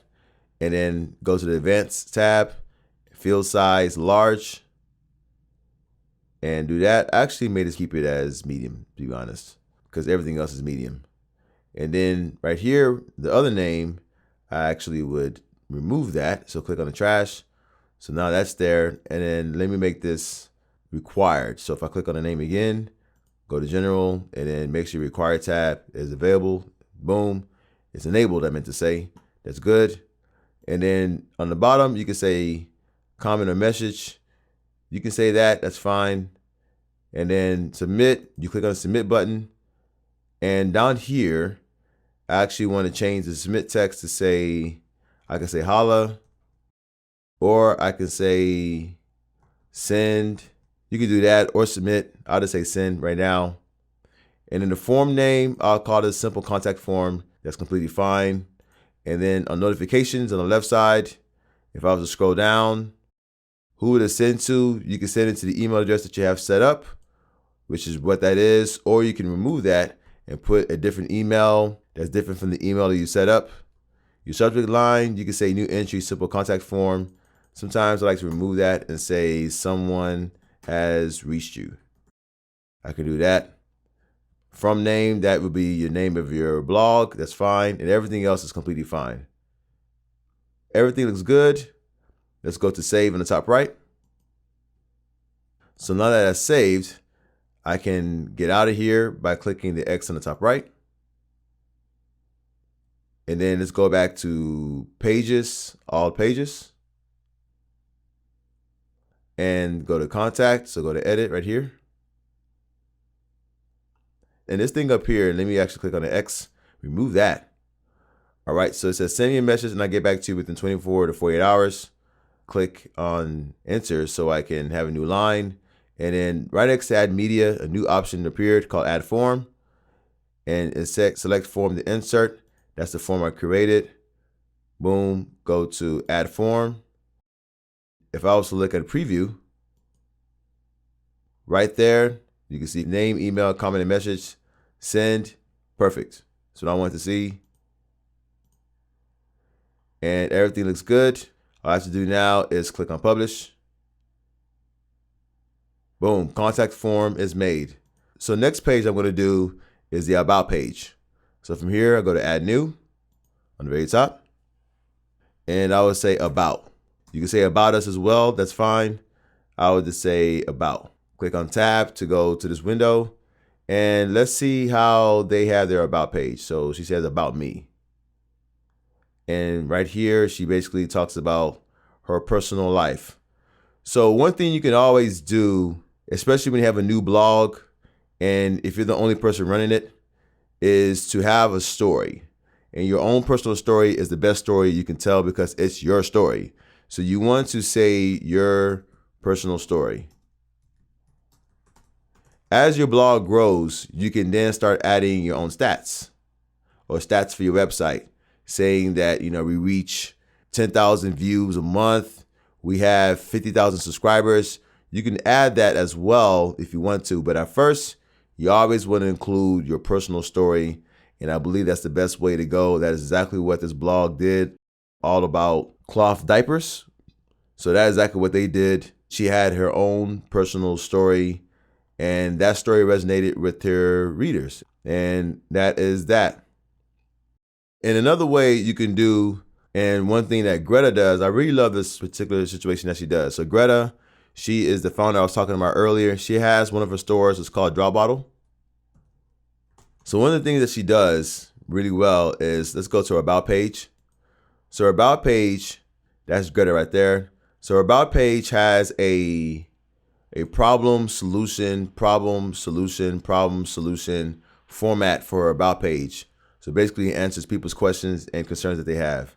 So one thing you can do is you can do a Q&A type of about page.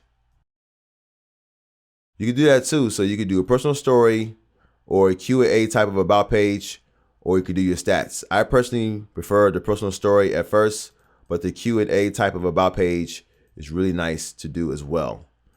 And when you write your story, so you'll write your text, write text here. So I'm gonna give you some examples. And then I would say here's a story. That's how I did it. And I'm hitting enter every time.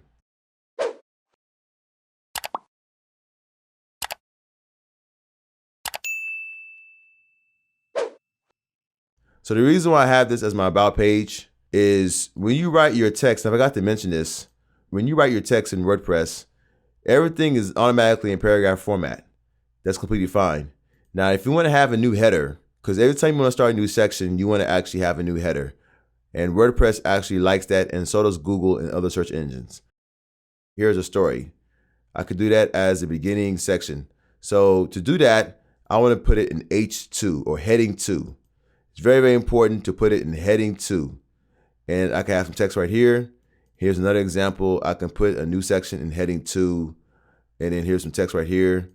And then let's say, for example, underneath header 2, I want to put another header under that that's like a subheader. To do that, I would do heading 3. So heading 3 is a subheader for heading 2. And I can even put more text here. And that's that. And then if I do another section, it will be heading 2, back again, and don't forget to subscribe, boom, boom, boom. So if you're wondering why I skipped heading 1, technically in WordPress, heading 1 is your title. So your title is heading 1, and every page or post needs just one heading 1. And this is the heading 1 that's there. I'm saying that just to say that you don't need any more heading 1s in your blog post or in your page. That's it. The heading 1 is already there. There's no reason for you to put another heading 1 there. And then heading 3 is a subheader of heading 2 if you want. If you have a subheader of heading 3, so here's the heading 3 right here. And you can tell because if you click this, you can see what heading you're in. So let's say I want to have a subheading of heading 3, then that would be a heading 4.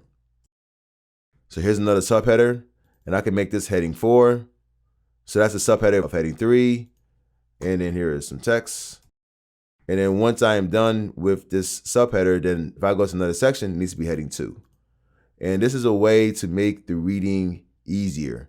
All the regular text will always be paragraph. I will literally write everything in paragraph format and then make the headings what I need to do as I edit. Or if you know what you're doing along the way, then you just make the headings heading 2. You can make the headings what it needs to be, and that's that. But I wanted to really drive that point before I forget. So this is my about page. I think this is good. Let me go ahead and click publish. All right, that's that. So let's go back to all pages on the left side. And there is a privacy policy page that was created. Go to edit. And that's what that is. So from here, all I'm going to do is where it says suggested text under the who we are and comments. I can never say that word right. And everything else, I would just remove that. And that's that. And then at the very bottom, I would add a new line and I would say contact us. And then I would say you can contact us at, and you put your email right here if you want to. This email that I wrote was for us was, so that's the email we set up. I can do that and then highlight it and then go to where you're going to insert a link. Same thing. Now you see this mail to : boom, boom, boom. We just say apply. That's what you want. And then to contact us, you highlight it and then make this heading 2 because everything else is a heading 2. And that is that. So I can have that as a privacy policy page and then click publish. And then finally, the last thing is to add a resources page. So I think she would have it. Let's see. Because a lot of blogs have resource pages. So about me. So she doesn't have one at all. I know that Making Sense of Sense has that. This is another finance blog that's she made millions of dollars already with this blog alone. So I'll tell you, creating blogs is nice. So she has a place called recommendations. So her recommendations ultimately are different services that she actually uses and recommends, but she gets an affiliate income from that. So that's how she does it. So what she does is that she actually writes what's going on and then she adds an image or the logo of the company. So for example, Republic Wireless, she'll just go in and she would say Republic Wireless logo in Google and then go to where it's images. So logo. There you go. So go to images and you just go to one of these and right click, copy. Right click, save image as, save it to a computer. And then basically she would then post that here. So how she would do it is, let's actually go to the add new.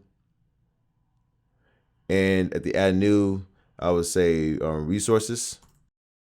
You can say recommendations, but yeah, resources, you can do that.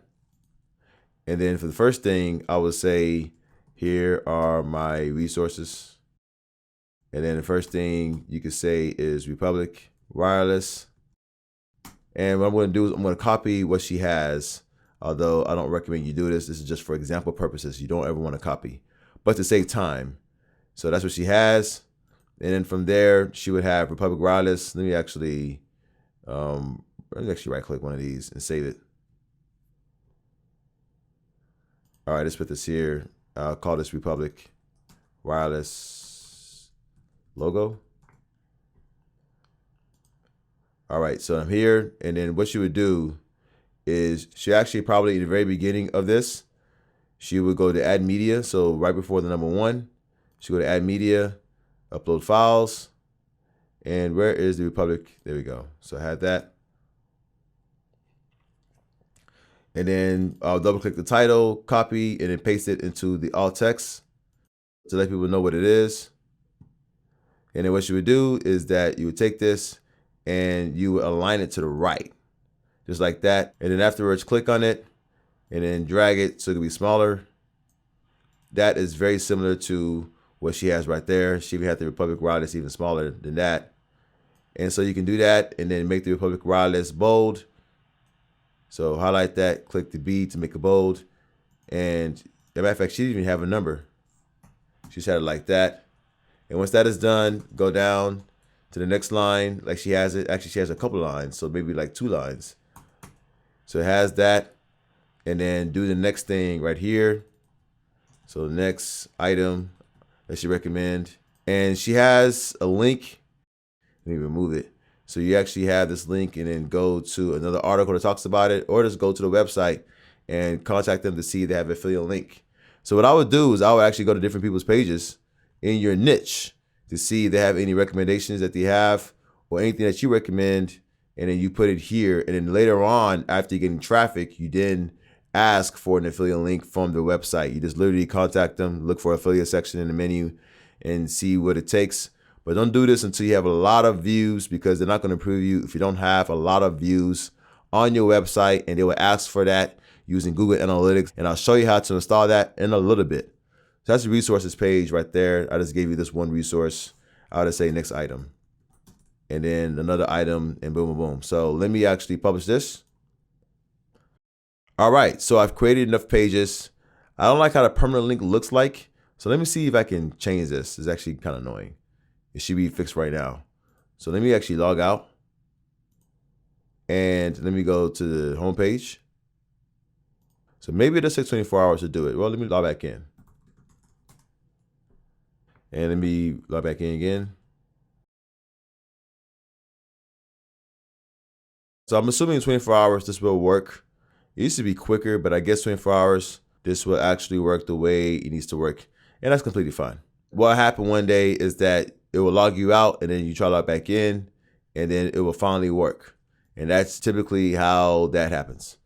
All right, so I'm back here on this page, and now I have all my items there. So I want to go to Appearance, Customize, and I want to add my menu items.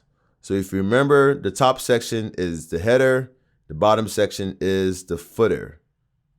And I want to add some items there. So what I want to do is to start the header. And at the top, it has all the pages that I've set up so far. I don't want all of them there. I want some of the pages. So click on the pencil right next to there, and it will take you directly to this area. And then click on Configure Menu from here. And so this top section right here is called a header, but it's known as a primary menu in Astra. What I want to do is I actually want to go and create new menu. So I want to call this the header. So that's the name of the menu and the menu items I'm going to put there. Keep this checked. That's completely fine. That has to be checked in order for that to appear at top there. So click on next. And now I want to add the items to this menu. So as you can see, everything is gone. So I want to add menu items. So what I want to add is I want to add home, which is automatically there, about, resources. That's it. Click on add items, and you can see home, about, resources. That's on the top right. and I can rearrange and go to reorder and click how this looks like that. I can do that and rearrange how it looks just fine. And that's one of the great things about this theme. You can even put one underneath one so you can see how home looks and how the resources pulls up. That's how you can do that as well. And boom, boom, boom. So I want that in my header, these 3 pages, actually home, about, resources. So that's fine. And you can even add menu items. You can even put a blog post if you want. You can even put categories. So I made a category called diaper tips. I can put that in my header menu and it can show diaper tips right there. So if I click that, it shows all the blog posts that have the diaper tips as the category. And to remove that, I can go to remove right here. I can even change the name to diaper tips and let me put an exclamation point. I can do whatever I want to the menu name. It doesn't affect the page at all. So if I go to About Us, so if I go to About and I call it About Us, the name of the page that it's going to link to is still called About, but in the menu item, I called it About Us. So I can call it anything I want in the menu item. Let me actually remove the diaper tips. And then finally, you can even add a blog post right here. So hello world, or a quick post of an article I like. So I can add this blog post over here and you can see how long that is. And I can just say a name. I could change the name here and I can just call this quick post like that. What was that? Oh, I think that was that was this. Natural Reader, which is an extension that I have. But anyway, yeah, so I can go to quick post and this goes to a blog post that is called quick post, blah, blah, blah, blah, blah. So you can put posts on there too, but really, you really want to have menu items that's there, and that's my header. I am good. And if I was to go back, let's click on menu. Let's click on the pencil next to the home and then go to configure menu. Now you can see the primary menu is set to the menu section that I call header. And that's exactly what I want. All right, next thing is there is another menu called the footer menu, which is right there. Where does that belong? So what I'm going to do is I'm going to create a new menu under footer menu. So go to create new menu and make sure footer menu is checked. Perfect. Click next. And let's call this footer menu. So I'm going to call this menu footer menu and then go to next. And then let's add some items. So in the footer, these are the items. I'll go to pages right here and I'll go to home again. This time, contact, privacy policy, and maybe about. So the privacy policy, I usually like to put that in the bottom. Even contact, I like to put that at the bottom too as well. And that's that. So if I click that, if I go to the bottom, there's nothing there. Go to back and go to back again. And then from here, go to footer builder. And this is the footer section right here. So I want to actually add the footer menu at the bottom. So to do that, I can click next to the copyright and then go to footer menu right here. So click that and this appears. Click on footer menu.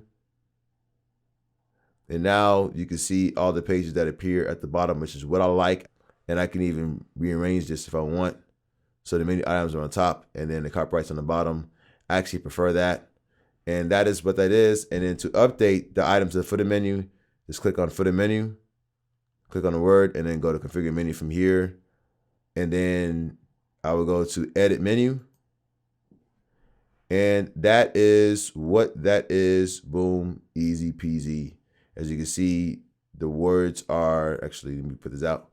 As you can see, the words are there. Boom, you love to see it. All right, and then the final thing is I actually want to edit the, what they call it, the off canvas menu, or they call it the phone mobile menu. So if I was to go to mobile mode, the menu is also different. If I click this, it's completely different. So to change that, let me actually go to header builder at the top. And now there's a section right here that is called off canvas menu. You want to click that off canvas menu and then go to configure menu item from here and go to off canvas menu right here. Go to create new menu and I'll call this mobile menu. And go to next.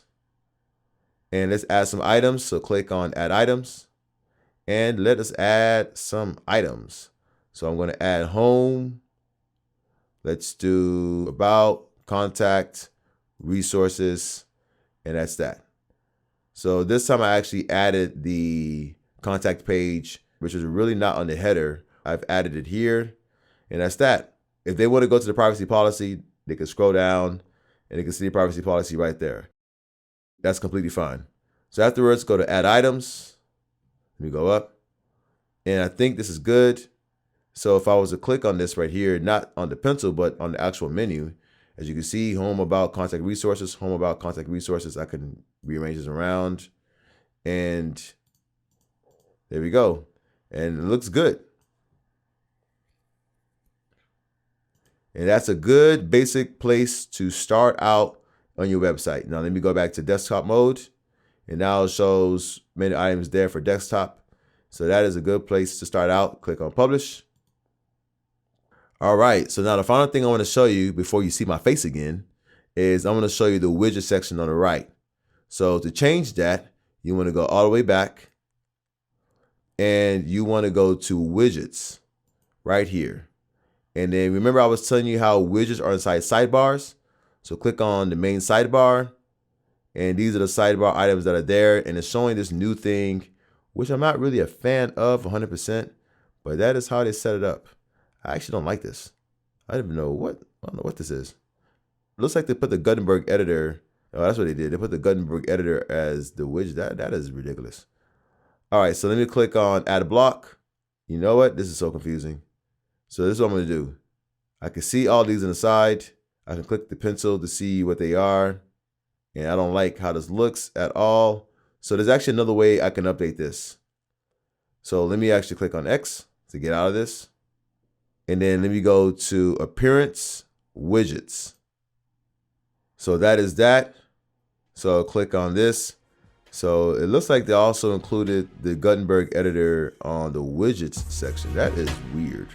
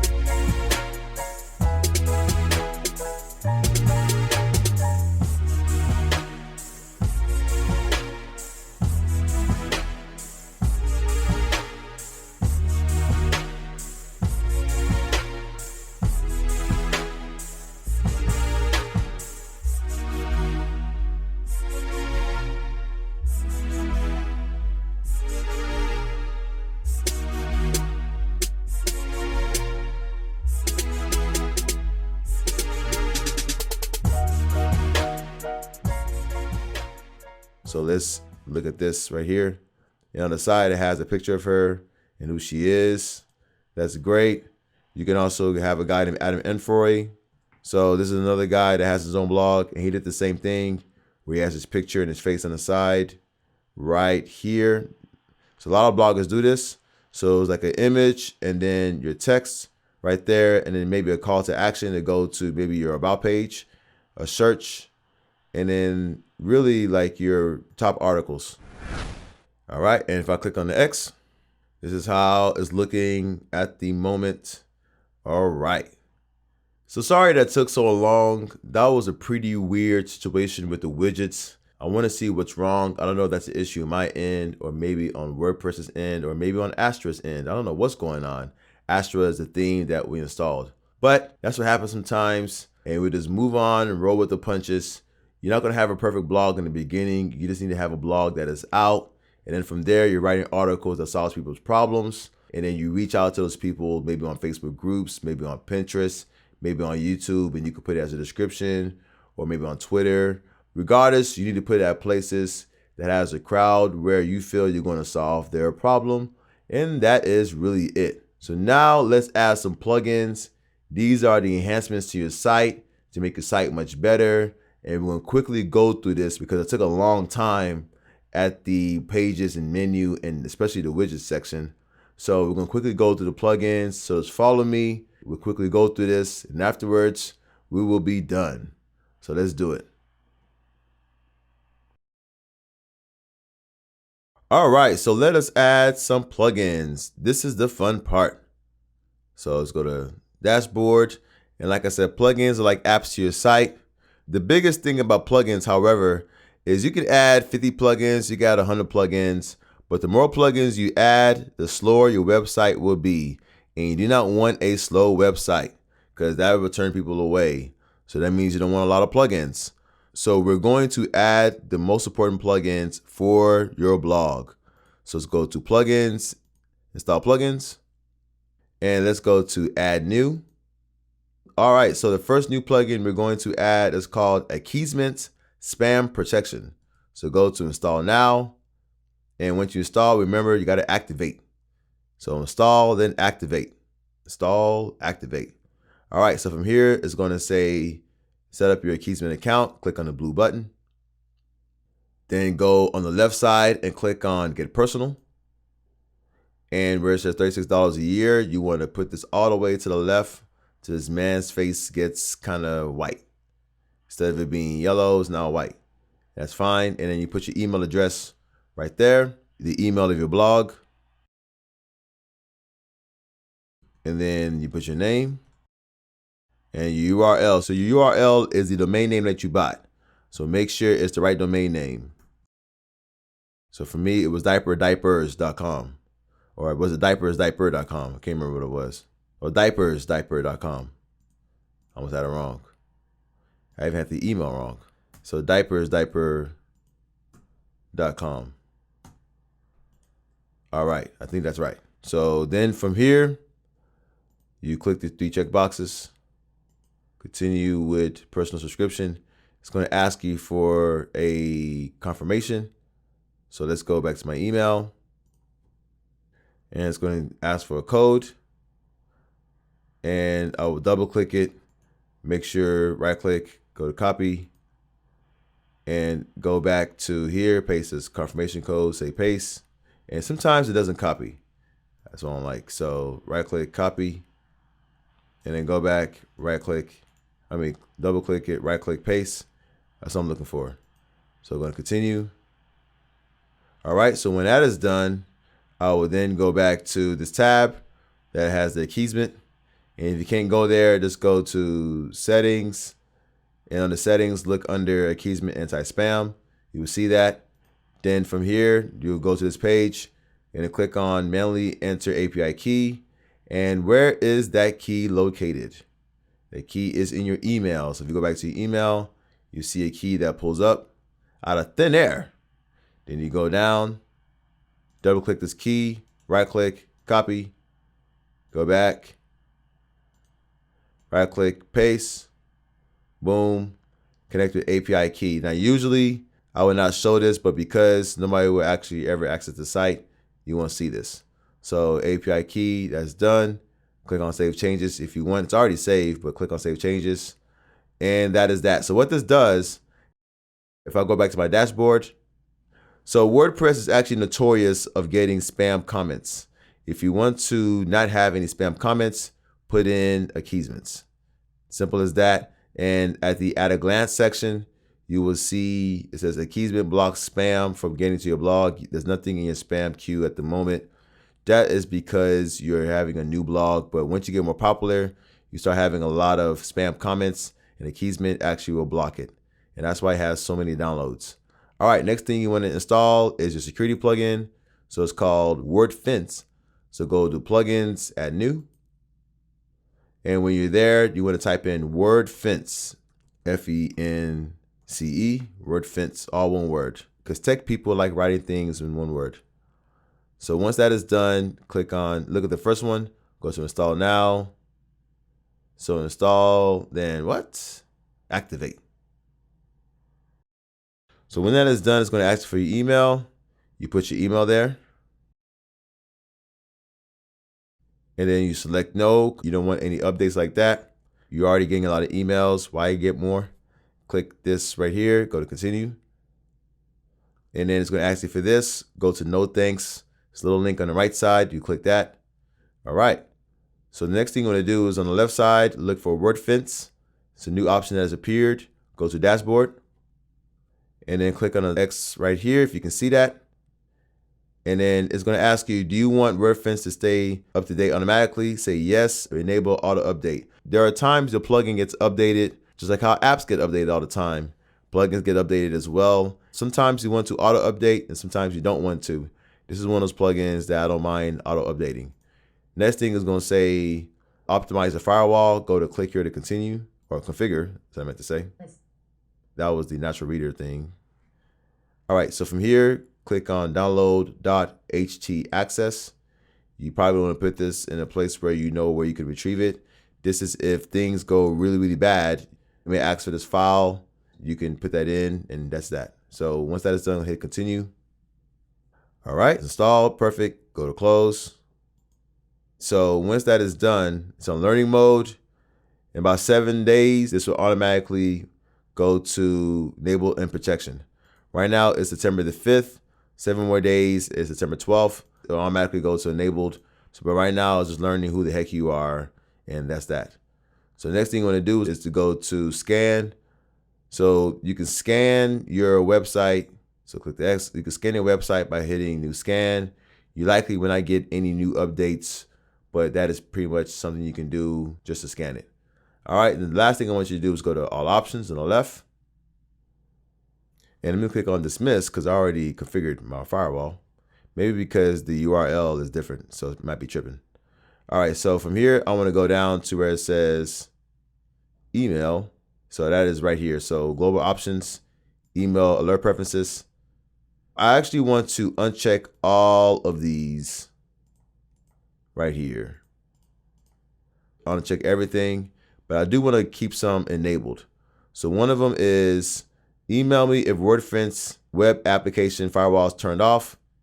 Check that. Next line, check that. Put that to high. So any major updates, it will let you know what's going on and will email you. And then from there, you would go down and says alert me when there's a large increase of attacks on my site. You want to be alerted when that happens. Perfect. And then the activity report, put that there, and then enable email summary once a week. That is fine. I think you could leave that there, but if you don't want a weekly summary, you can turn it off and just call it a day. But yeah, you could leave it on. And that's that. So go to save changes at the top right. And that is that for that plugin. Next plugin you want to install, so go to plugins, add new. This plugin you want to install is called Auto Optimize. So Auto Optimize, but there's only one O, so Auto Optimize, I guess. So Auto Optimize, that's how you spell it. This plugin right here, so go to install now. So if you have a caching plugin that is called WP Rocket, which is a advanced paid plugin, which makes your site go real fast. If you have that, then you need to deactivate Auto Optimize.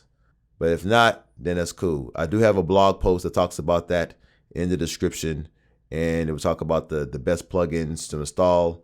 And I actually talk about this where if you have WP Rocket, then you need to disable auto optimize.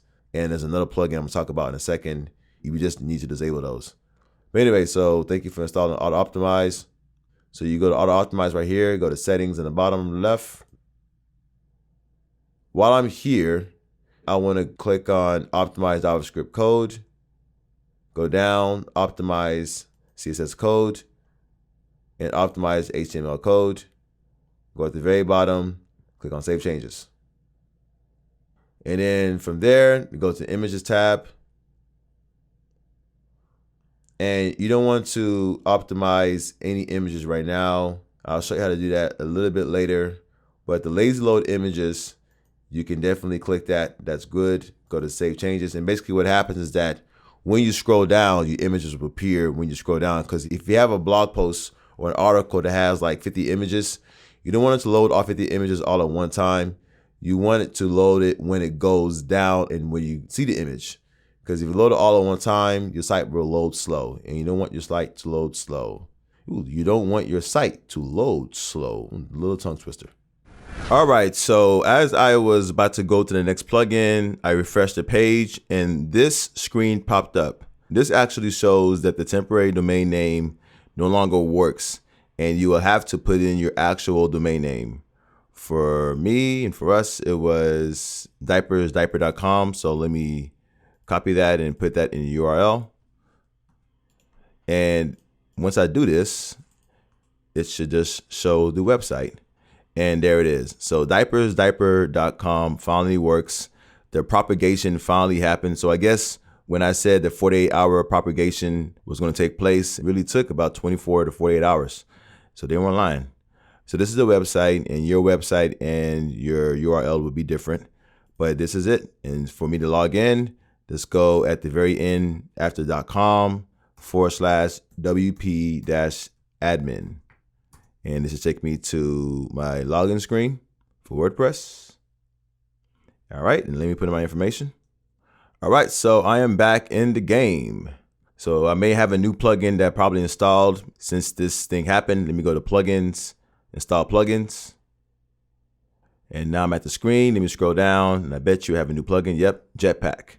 So I do not want this plugin. So I will go to deactivate the plugin. Then afterwards, hit delete. Say OK. And that is it. So it looks like I'm good. The final thing I will do now that this change has happened is I will go to settings and general. And now as you see, the WordPress address URL and the site URL has changed to what it's supposed to be, which is that. Now, what I personally like to do, and this is just personal, you don't have to do this. After the HTTPS and then the colon and the // right after the second slash, I like to put www. And then do the same thing at the site address URL, www. And that's just a personal preference. And afterwards, I will click on save changes and it will log me out once again and ask me to log back in. All right, so let me log back in. And I'm back in. I say never. And if I click on my URL, if I double click it, now it's the www.diapersdiaper.com. And that's what I want to have. Now, you don't have to have that. It doesn't make your site work worse or anything. I just personally like to have that. That's just a personal preference of mine. All right, so now let's continue to add plugins. The next plugin I want to install is, we'll first go to plugins, add new. The next plugin I want to install is called WP Last Modified. So if I go here, I will go to install now. And remember, you first install, then you what? Activate. Install, then activate. I should probably put that on a t-shirt one day. All right, so I'm in. On the top, it says, thank you for installing, blah, blah, blah. Click here to configure plugin settings. You can either click here or you can go down to where it says WP Last Modified Info and click on settings. What this plugin does, and let me go to the main website so I can show you exactly what it does instead of me explaining it to you. So if I go to this article right here, quick post of an article I like in 2021. This is something that we made up. And as you can see by me, and then it should show when the article was written. It's not showing it right now, but usually it shows like the date the article is written. Let me go back and let's see if it shows on the home page. It doesn't show on the home page, but usually it would show like the date the article is written. So let's say, for example, this article was written 5 days ago. Let's say 5 days ago was September 1st. The article was written, it would show the article was written on September 1st. 5 days later, let's say that you update the article and then you republish the article again. When somebody looks at this article, it will show that the article was originally published on September 1st. And that's what you will see. The plugin we just installed, what that would do is it will show the latest date that it was updated instead of the date that it was originally published. So if we updated the post on September 6th, it will show post updated September 6th, or it'll show updated September 6th, instead of it showing originally posted on September 1st. So you want to have the latest date, because let's say you have an article that was written like 2 years ago and you decided to update the article just now. Instead of it showing that the article was written 2 years ago and somebody looking at it and saying, oh, this is an old article, they will see that the article was just updated that day. And they'll say, okay, this is a brand new article. It's up to date. I can look at it. This is really, really good for bloggers to have this plugin. So let's go back to the dashboard. All right, let's go to plugins, install plugins. And let's go to WP Last Modified Info, click on settings, and let's do some quick settings. When you're here, go to template tags tab. The tab is called template tags. And then you want to go to replace post metadata on the first option. That's what you want to do. The second item you can keep as it is. Third item you can keep as it is. The fourth item where it says FJY, this is the post date format. Right now, if you leave it as it is, the date will say March, so MARCH 15th, 2021. So the F means March, the J means the number, which is 15, comma, and then the Y means year, 2021. That's like their code. However, if you don't want the entire word March, so if you don't want the word March like that, but you want it like MAR, or instead of February, you'll say FEB. If you want that, then all you need to do is change the F to an M and then dot. That's all you have to do. Change the F to an M and add a dot, the end. And then the last part right here, HTML template tags, HTML template for template tags. If you are the only author, then you will change this. If you're not the only author, then you keep it as it is. And I have an article right here that's on the online starting block. It's the 14 best WordPress plugins you must have in 2021. And this will have the directions. If you go to where it says WP Last Modified Info, it actually has this information. And I'm talking about this section right here. And what you would do is, if you do scenario A, if you're the only author, you would highlight right here, copy, and then go back to that part, and then highlight everything, delete, and then paste, right click paste. And that's that. That's if you're the only author. If you're not the only author, then you will go down a little bit to scenario B and then highlight. So double click this whole thing to highlight everything, and then right click, go to copy, go back, and then remove this and then click paste. And then it shows that. That's what it will show. But since I'm scenario A, I would right click, copy, come back, right click, paste, and I'm the only author, and then save settings. And all this does is, let me go back to this article right here. Let me go to the very, very top. All this does that, this is my author name that I have. If I'm the only author, if I click this, nothing happens. But if there's multiple authors, if I click this, if I click my name, then it will go to a page that has all of the articles that I've written under my name. So that's good if you have multiple authors. If you click the author's name, you can see all the articles the author has written. And that's what that is. So I went back and I saved the settings, successful, boom, and that's great. Now the next thing to do is to go back to the dashboard. So click on the name. Sorry, not the dashboard, go to the website. We were in the dashboard. So now that I'm here, I'm gonna go to customize on the top. All right, so I'm here, I'll go to blog, and then I will go to single post. And what I would do is, let me click on the title of this post because I was in my homepage. So clicking on the title of the post will take me to the actual article itself. So I'm in the article, and this is the featured image, and this is some text. So this is the title, and this is some text right here. So what I want to do is I actually want to click on the I next to the comments, category, and author, and then where it shows the publish date, I actually want to click the I next to that so it can show, and it says now updated this date by my name, and that is exactly what I want. Click on publish, can say that right, and that's that. So then the last thing I want to do is to go back and then go to blog archive, and to see how this looks like, click on the logo, which mine is diaper's diaper. Just click on the logo itself. So now I'm back to the home page. And as you can see, this data right here is the same thing as right here, which is on the blog archive page. And what I would do in this situation is I would go to comments, take that away, category, take that away, author, take that away. And then once everything has been removed, I actually will put publish date. And so what this publish date shows is just the date that it was updated. It won't show updated by, it will just show that the date that it was updated. So I will do that, and then I will put author, I will turn that on. And that's it. So that is what I would do for the blog archive section. Just keep the author and publish date available. The end. Click on publish. All right, so then once that's done, exit out. I'm good to go, and let's install the next plugin. So let's go back to the dashboard. Our next plugin to install is to go to plugins, add new, and I want to install what's called table of contents. Find the one that says easy table of contents, go to install now. And then after you install, you already know what to do next. All right, so what this does is it just adds a table of contents to your post, and that is simply the gist of it.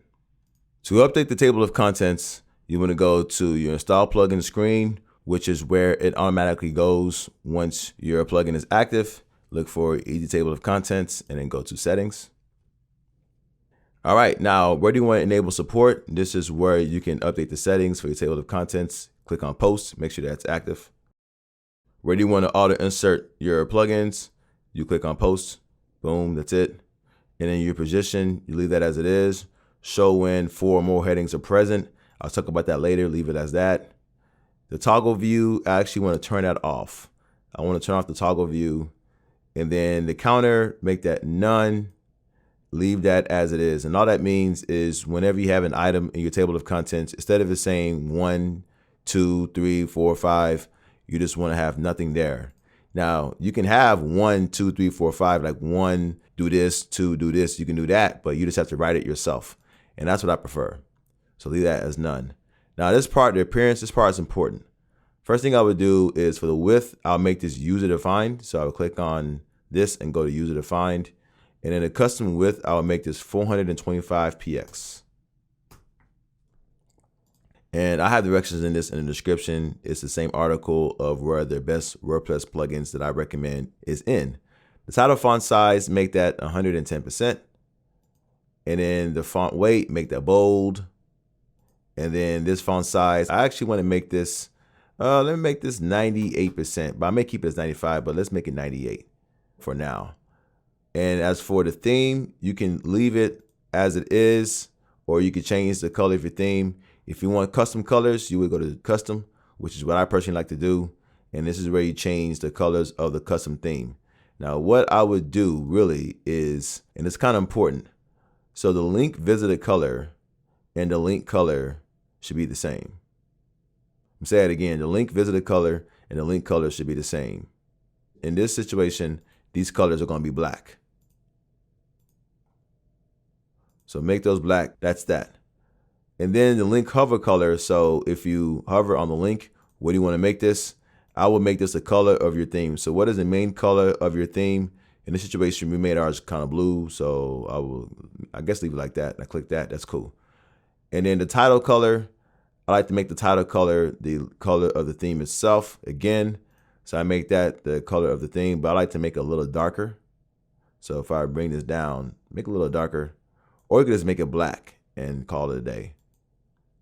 And in the border color, you can also make this like the color of your theme to give it, a little pizzazz, if that's a word. But for now, I just keep it as gray and then keep that as it is. And then finally, if I go down to advanced, this is the last important part. For headings, you want to deselect everything with the exception of heading 2. So you want to leave heading 2 active, and that's it. So if you remember what heading 1, heading 2, heading 3 was in the WordPress post, that is what that is. So save changes. All right, so now that that is set up, let us go to posts, all posts. So if I go to, let's go to the second article that we created and I'll show you what this does. So this is the article. So I wonder if this is the article that has multiple heading 2s. No, it is not. It is this one that says this is a quick post. So let me actually go to pages, all pages. I think I had an article that had multiple heading 2s. That was the about page. It's not even an article, it was just a page. Yep. So let me actually copy this. Copy all that. So copy this except the first line because I don't need that line. Go back to posts for under post and then go to this same thing again. And then hit enter and then go to paste. All right, perfect. So this article has, let me see, how many H2s does it have? 1, 2, 3 H2s. There was a setting that I had that said to only show the table of contents once there are 4 heading 2s. So the 3 right here, I need a 4th one. So to have a 4th heading 2, and this is a heading 3. If I click this, you can see it's a heading 3 right there. If I click this, you can see it's a heading 4 right there. So I need another heading 2. Let me actually go, not there. Let me go under this and say last heading 2, some text. All right, and let me make this a heading 2 right there. All right, so now I have 4 heading 2s. So if I update this article, and after updating, I go to view posts on the top.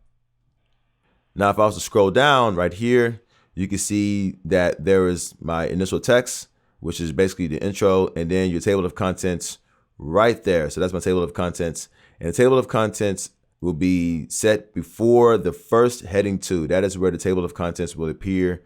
It will appear before the first heading 2. That is how it looks like. Boom, boom, boom. And this will only appear if an article has at least 4 heading 2s or H2s, what I call, in there.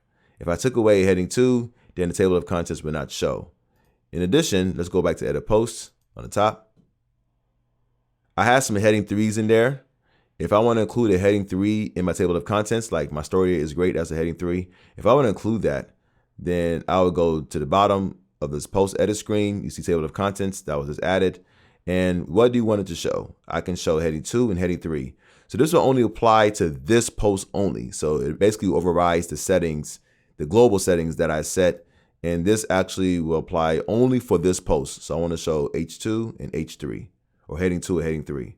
So if I update it, and if I go to view posts, once again, if I was to go down, you can see in the table of contents, now you see all of the heading 2s and there's a heading 3. So if I click on that, it goes right there. If I was to go to the next heading 2, it goes right there. So it's really, really great for the user to navigate it. And then finally, if you don't want to have a table of contents for this post only, then you would go back to edit posts. And at the bottom, you will go to where it says table of contents. Where's it at? Right there. You go to table of contents and you click this checkbox, disable the automatic insertion of table of contents, and go to update. And then when you do that, there'll be no table of contents for this post only. And of course, if you don't want table of contents at all, then you just disable the plugin in the plugins, install plugin screen. All right, there's one more thing you need to do for this and then we're done. Go back to, let's go to appearance, customize. And in my article, the 14 best plugins, there is a code that you need to add. I'm bringing this from my other screen. I have 2 screens actually. So there's a code that you need to add. And this code right here is important because it allows mobile people, so people who view the table of contents on mobile phones, it allows them to see the table of contents well. And that's the best way I can explain it. So what you would do is you will go to, I'm in the customize already. So from here, I'm in the customizer or the customize screen. I call it the customizer. And you scroll down all the way until you see additional CSS. You click that, click on close right there. And now this is where you put that special code. So on the right, so I will click and hold until everything is highlighted. Once that is, right click, copy, and then go here, right click, paste on that first line. And that's that, publish. And that's all you need to do. So now when people see your article and see the table of contents on mobile phones, like your iPhone or Samsung or Google phone or whatever phone comes out in the future, the table of contents will look right on there. So that is that. All right, let's move forward to the next plugin. We're moving right along. So the next plugin is going to be, first go to plugins, add new. The next plugin is going to be called Short Pixel. So you type in Short Pixel all in one. All right, that's good. Then from there, click on Install Now. And all this does is it makes your image size go smaller. Well, first install, then activate. So like I was saying, it makes your image size go smaller because by having a smaller image size, it makes your site run faster. And that's simply it. So now that it's installed, just go right here, click on I have read the terms of service and privacy policy underneath your email, click on request key. And when that happens, it would automatically give you an API key. Boom, great. Next thing to do is your compression type, click on glossy, say okay, and it will compress it, but it won't compress it too much because you still want it to look good. You don't want it to look like very pixelated. And glossy doesn't make it look pixelated, but it kind of does. All right, so afterwards, all you need to do is resize large sizes and then click on contain, and you can see a visual representation of what it does. And you want to make this to be 1200 by 1200. And that is that. Click on Save Changes. On the left, click on the left button. Next thing you do is to go to Advanced. So click on the Advanced tab at the top. Where it says Convert PNG images to JPEG, check that. Perfect. And that's it. This second option that appears, you don't want to do that. And then just go all the way down and click on Save and go to Bulk Process. And now the next thing to do is to click on Optimize 31 images. And that is that. So what this will do is it will optimize all of the images that are on your site. In this case, there are 31 images that's here. This helps make the site go faster. So if you see right here, my image has been optimized by 60%. Can you tell the difference? You can see a little bit of difference, but still, it's not that much of a difference. But it just optimizes everything. And ultimately, like I said, the goal is to make your site run faster. And the final thing is if you or anybody else was to add an image to your blog post or to your website, this plugin automatically will optimize it. And that's the great thing about it. So it will automatically be optimized and you'll be ready to go. And so what happens now is that you actually have the free plan, which means every image that you optimize equals 1 credit. You basically have 100 credits in your free plan.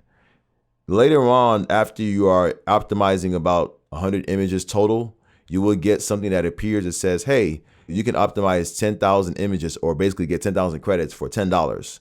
I recommend you get that. So get the one-time $10,000 image optimizing plan that comes up. And that's what I have in my blog. And I recommend you have that with Short Pixel. So that's the last thing that comes up. And I do talk about that in my article where it talks about the WordPress plugins. I do mention that right here in the Short Pixel image optimizer section.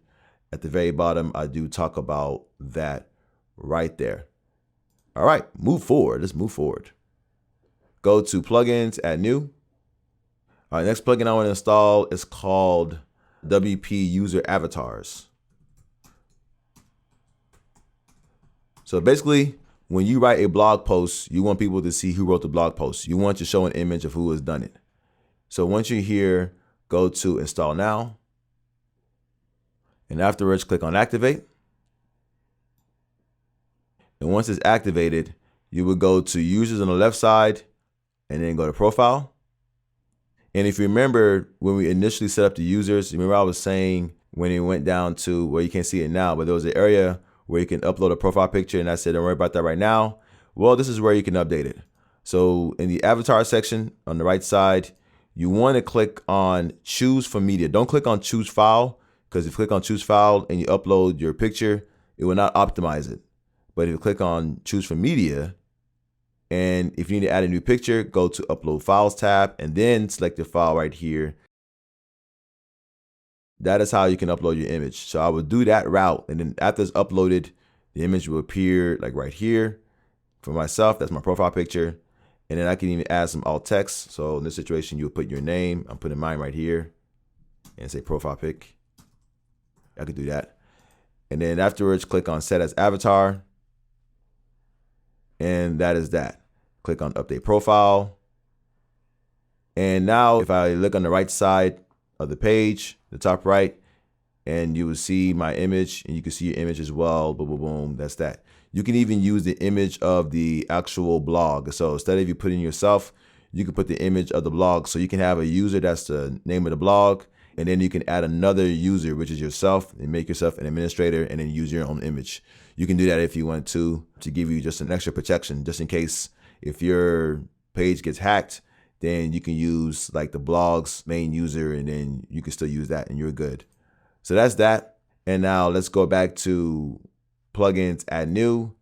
And one of the big things and the big reasons why I wanted this plugin here is I wanted to add what's called an author box. So search simple author box. And under simple author box, click on install now and activate. And once that is done, go to simple author box, scrolling down, click on configure author box right here. And while I'm here, it's going to ask you to buy a plan. I do not want to buy a plan right now. That's how they get you. So just click outside of this box right here, and you have a free plan.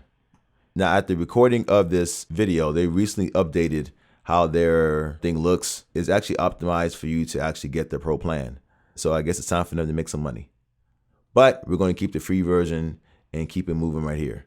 So first thing I want to do is under visibility, click on hide the author box on archives, and click on hide author box if author description is empty, and then scroll down more. That is it. Click on save changes.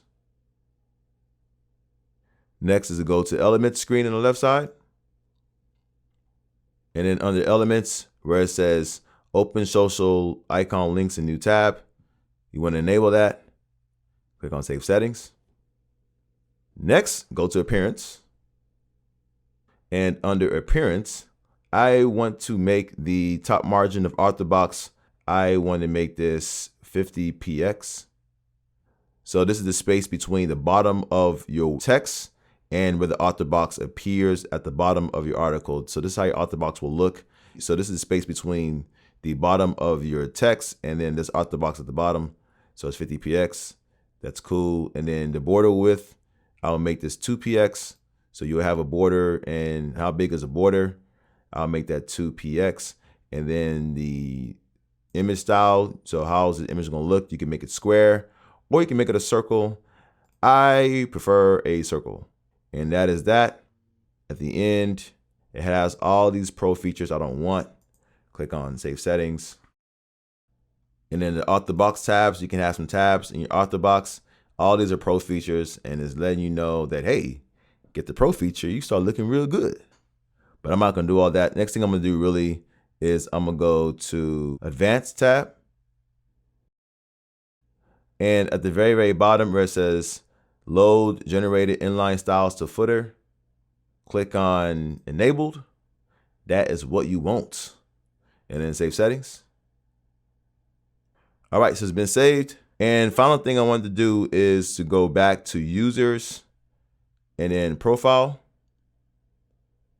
And right here, this is where you write the description of who you are. So under biographical info, I said, hey, this is the test blog, but diapers are my thing. So that's what I added. And you can even add a custom profile image right here for the plugin. I'm not gonna do that. And here, if you want to add your social media links, so if you have like an Instagram account, so that's my Instagram account, and then go to Instagram. Where is that at? Instagram. And let's say if I have another platform, let's use Twitter, for example. So if you use Twitter, you need to put the whole URL, and it's just not the username. You actually need to go on Twitter or wherever your profile is, go to your URL, right click, copy, and then actually paste that over there. And once that is done, you would go to update profile on the top right. And that's it. So let's go to our homepage, go to visit site, and we're gonna show you how this looks.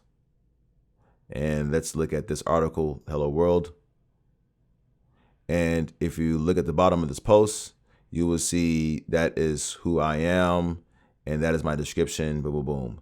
And you can see where it says update profile and settings. Only people who will see this are the people who are logged in, or if it's your profile, then you can do that. Otherwise, let's go to copy, let's go to incognito window. I'm gonna show you how this looks like when everybody else sees the site. So this actual article right here. So if I was to go down, and if you see this right here, you can see that the edit profile link is not there and the settings is not there. So you would not see that. So this is the author box, and these are the 2 social media platforms that I had added on there, and that is that, boom. All right, we're almost done. Let's go to dashboard, and let's go to plugins, add plugins, and we're going to add another plugin. Like I said, these enhancements are there. You don't want to add too many plugins because it slows down your site, but there's some plugins that are needed to make your site run well. Next one I want to add is type in updraft, all one word, because tech people love putting things in one word. So updraft. So this is a backup plugin. Click on install now. And then once you install, what do? Activate. So install, activate. All right, so once it's activated, you click on press here to start. It's going to tell you what to do. And let's click on end tour in the bottom left. And just click on backup now. And what this does is it will back up your site. So it backups the actual files and the database information. So the actual files are like the pictures, and the database is like your profile information and all the text that's there. And that's it. So you go to backup now. Let's do that right now, for example. And it is going to start backing up this entire website. All right, so once that is done, it says it's finished running, and you can see a backup right there. So all these files are backed up to your server or your computer, as they say. So that's that. You can have up to 2 backups at a time here. And you can even go to the settings tab right there, and you can see how many backups you wanted to maintain. You can have up to 2. You can actually do up to 2 or 3. I recommend 2, and you can schedule an automatic backup like every day or every week or even every month. I will actually keep it as, I'll probably keep it as weekly backups really, if you want to. And then go down and then save changes at the bottom. You want to click save changes. And that's that. So it does a weekly backup of up to 2 files every week. But let's say like 1 week you do 2 backups, and the next week it does 2 backups. If you only keep 2 backups, like I said, if you only keep 2 backups there, so what happens? What happens is that it overrides the previous week's backup. So that's what it does. If you want 1 backup there and another backup there, and then if you want those backups to be overwritten the following week when new backups come, then you go to database, plugins, themes, uploads, others. You click on that, and you can download the backup to your computer.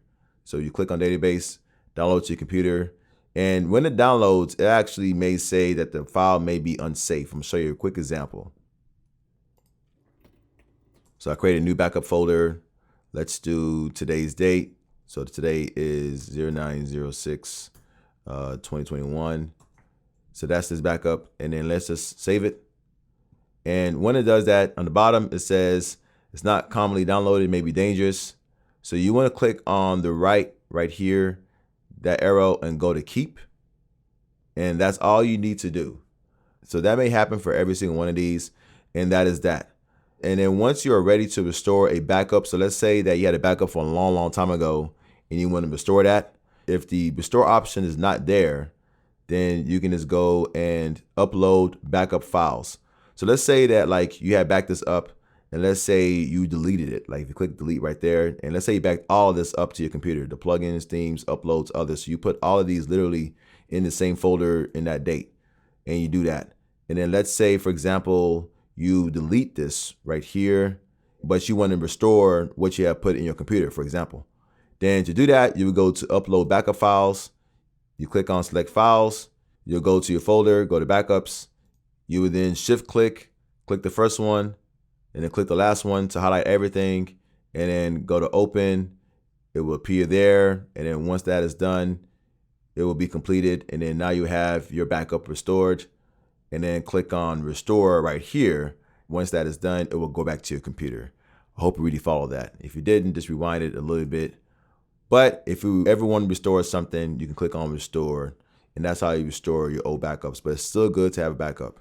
And I may have a separate video sometime in the future that goes more into using Updraft. But really, all you got to do is just click on backup now, call it a day, and that is the point of this plugin.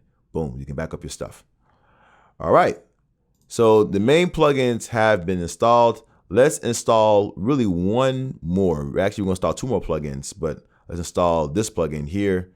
And this plugin is called Rank Math. So this is very important plugin to put in. So put in Rank Math.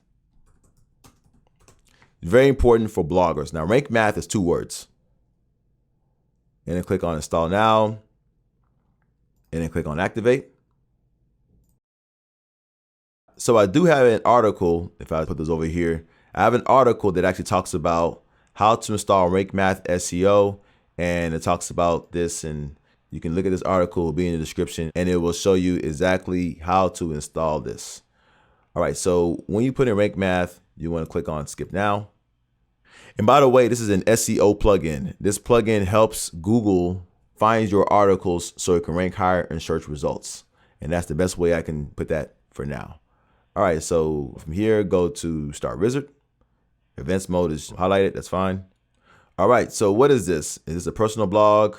If this blog is personal to you, or if it's in your name, then it's a personal blog. Is it a community blog? Does it have multiple authors? Then you make it a community blog, or a small business site, more formal website with multiple authors. So if you're really making money like that, then you make it a small business. But for now, make it a personal blog. Which logo for Google? This logo we already uploaded, that's fine. What is your default social sharing image? This image you will actually create in Canva, 1200 by 630. And really what this means is anytime you share your blog out, this is the image that it shows. So if we go to Canva, let's quickly actually create this. So if you go to canva.com and go to create and design, and on the bottom, you go to custom size. And for the width, you put in 1200 by 630. That was what I believe the setting said. Yep, 1200 by 630 PX. Make sure PX is highlighted. Click on create new design. So what I would do here is I would go to uploads, and I don't have the logo uploaded. So I go to upload media, and then go to create device, or sorry, click on device and find my logos. Where my logos at? That's that. So diaper's diaper. And now that is uploaded right there. Boom. And then click on diaper's diaper, put it right there. And that can be the image that is shared. Now, if you don't want this image like that, a trick you can do is to go to Photopia. So let's go back to Photopia. And let's upload the image that you save. Hopefully the logo that you save, and you follow my directions, and hopefully you did, and you put it into PNG. So go to File, Open, and let's go to Logos. And where is the PSD right here? The diaper's diaper PSD file. So open that. And that's that. So then click on the T, and you see the color of that. So I'll click on this color. And the hex color is this color right here, the 265-8F1. Double click that, right click, and then copy. And then go back to Canva. And at Canva, I would first remove this. So click on the logo, delete, remove it. and then click on the box, click on the color. At the very top, right click, paste, and then click on the color that shows up. So that's the background for that. And then for the logo itself, I want the logo to be white. So to put a white logo, I will go back to Photopia, leave this section, and then where it says diapers diaper, make sure the T is highlighted. Double click it so it shows that, and then make the color right there, make the color white. Right there, make that a white color and say okay. Click the check mark on the top, and now you see the diapers diaper or whatever logo it is right there. It's white and it's on a transparent background, which is exactly what I want. Then go on the right side, go to File, and then go to Export As, and then make sure it is PNG. Make sure the quality is 100%. Go to Save. And from here, go to Logos, and call Diapers Diaper Logo, and I would type in white. So now I have a white logo of this. Go back to Canva. And when I'm in Canva, go to Uploads on the left side, Upload Media, Drive. Look for the white version of the logo. You probably can't see it on the screen because it's white and the background is white. Afterwards, click on the logo, Diapers Diaper. You can see because it's a transparent background, it fits seamlessly with this black background. You can make this a little bigger if you want, and then put this in the center, and then that's that. Boom. So now I have my image, and this is what shows when I share it on social media. And yeah. And on the top, I would type in diapers diaper Facebook. Or actually, not Facebook, sorry. Social media pic. There we go. Social media pic. Click on download. Click download again. And now diapers diaper diapers diaper. I said diaper diaper. Diapers diaper social media pic. Click save. Once that's done, go back to the setup wizard, which is under the rank math. Look for that. Social sharing image. Add that. Select files. Where am I at? Boom, boom. Perfect. So that is what I want. And having a background like that makes the image stand out. Click on use as file. So it makes it stand out when you share it on social media. Save and continue. All right, so it shows this screen. You want to go to the very bottom, and on the left side, click skip step. What I just skipped, they want you to create an account with them. I don't feel like doing that. I don't feel like doing that. All right, so next thing to do is some extra options. And you can make the categories select. So if you have categories that are very, very important, you can select that. I typically like to unselect it and then do save and continue. But if you have like a food blog, then I will actually make categories and keep it selected. Like, you know, there's lunch, dinner, breakfast. I would actually keep that selected. But for me, I would unselect that. But you can always go back to select it again in the settings. So there's no worries there. All right, SEO tweaks. This section right here, just click on save and continue. And then you're ready to go. From there, click on set up advanced options. As for role manager, you want to enable that. And then from there, you just want to go to save and continue. Next, for monitor, that means if you go to a web page and it doesn't work, doesn't monitor it, I say yes. Redirections, say yes again, so you enable both of these.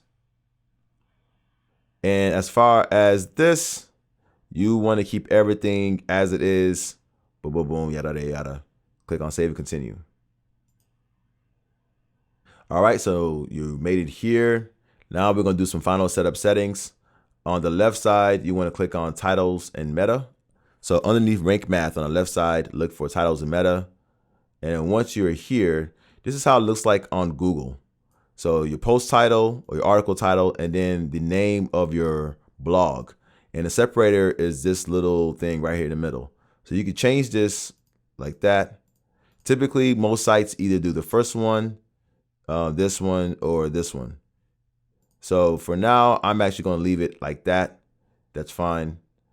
The thumbnail is fine. Everything else is fine. You save changes. The next thing is to go to local SEO on the left side right here. And then who are you, or person or company? This situation, I am a person or organization. I'm a person, and then the name of my name or company name, I'm going to put the name of the blog right here, not my personal name. And then there's logo and there's URL. This is for Google purposes to know who you are.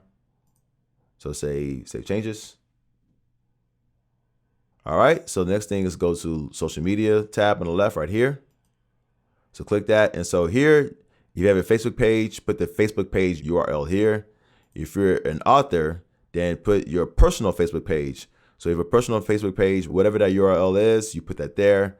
And then the page of the blog. So if Diapers Diaper had his own Facebook page, then you put the URL here. If Diapers Diaper or whatever your blog is has one author, then you would put the author's URL here. So this is the personal Facebook page of the author. If it's a single author site, it goes right there. And then afterwards, you just put your Twitter username right here. So if Diapers Diaper had a Twitter username, you just put Diapers Diaper. That's it. Then once that's done, you click Save Changes. Next up, you want to go to Homepage on the left side. Now this is important. So what is the title of your homepage? So in this situation, what you want to do is, this is what it shows if you were to share this on social media or on Google. This is the name of the blog, where you at, and then the description of the site. What you want to do is remove where it has these percentage marks, and then between it says site DESC, which means description. Remove that, keep going. And then where it says the page right there, remove that as well. Boom. After the SCP, you can just say what it is. So diapers for you. And make sure that it's capitalized like that. So diapers for you. So that's how it looks like on Google. If you don't want anything like that on there, then you can just remove the diapers for you and then the SCP, and make sure that the site name is there. So the percentage marks, site name. So what this means is that anytime you change the name of your blog, this will also change as well. And this is the code to make it change. If you make it like that and you don't put the SCP in your own description, you put the description here. So I would say diapers for your life. Boom. So it says diapers, diaper life, and then diapers for your life gets free tips in this blog. And that's how it looks. So you see diapers, diaper life, diapers for your life, get free tips in this blog. You can do that. And that's boom, boom, boom. And then the homepage title for Facebook and description for Facebook. If there's nothing here, then it will take what this shows here, diapers, diaper life, and then the description. So that's that. You do want to have a description though, regardless. So no matter what, you do want to have a description. And that's that. And then the homepage thumbnail for Facebook, if there's nothing there, it would take the thing we created in Canva, the 1200 by 630 pixel image, and it would just use that. So click on Save Changes. That might have been a little bit confusing, but yeah, that is how that works. Now, sometimes if you share it on Facebook and it doesn't show anything, then you would just go to the meta description, right click, paste that. And then for your homepage title, you just do what shows there, right click, copy. And then for homepage title on Facebook, paste it. So you can do that as well. And then for the image, you can actually upload the image. So go to media library. Since you already uploaded it, it'll be the latest image. Use this image and then go to Save Changes. So you can do that as well if you don't see anything when you share it on Facebook or on Twitter or LinkedIn or wherever you share it at. That's where you can see that. All right, let's move forward. We're going to skip post formats. Let's go to authors. Author archives. If you have multiple authors, keep it enabled. If you're the only author on your blog, disable it. The end. Save changes.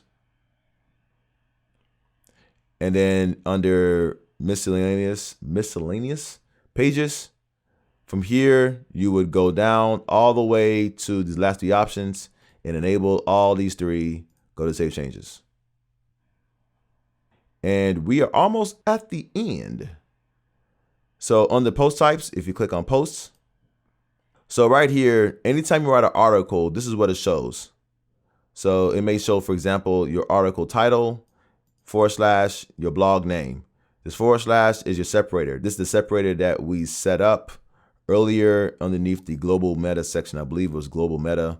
And that is where we did the separator right here. So underneath the post, that is the SCP. So either one of two options you can do. You can remove where it shows site name and SCP. So you can remove that. And sorry, actually did that. There we go.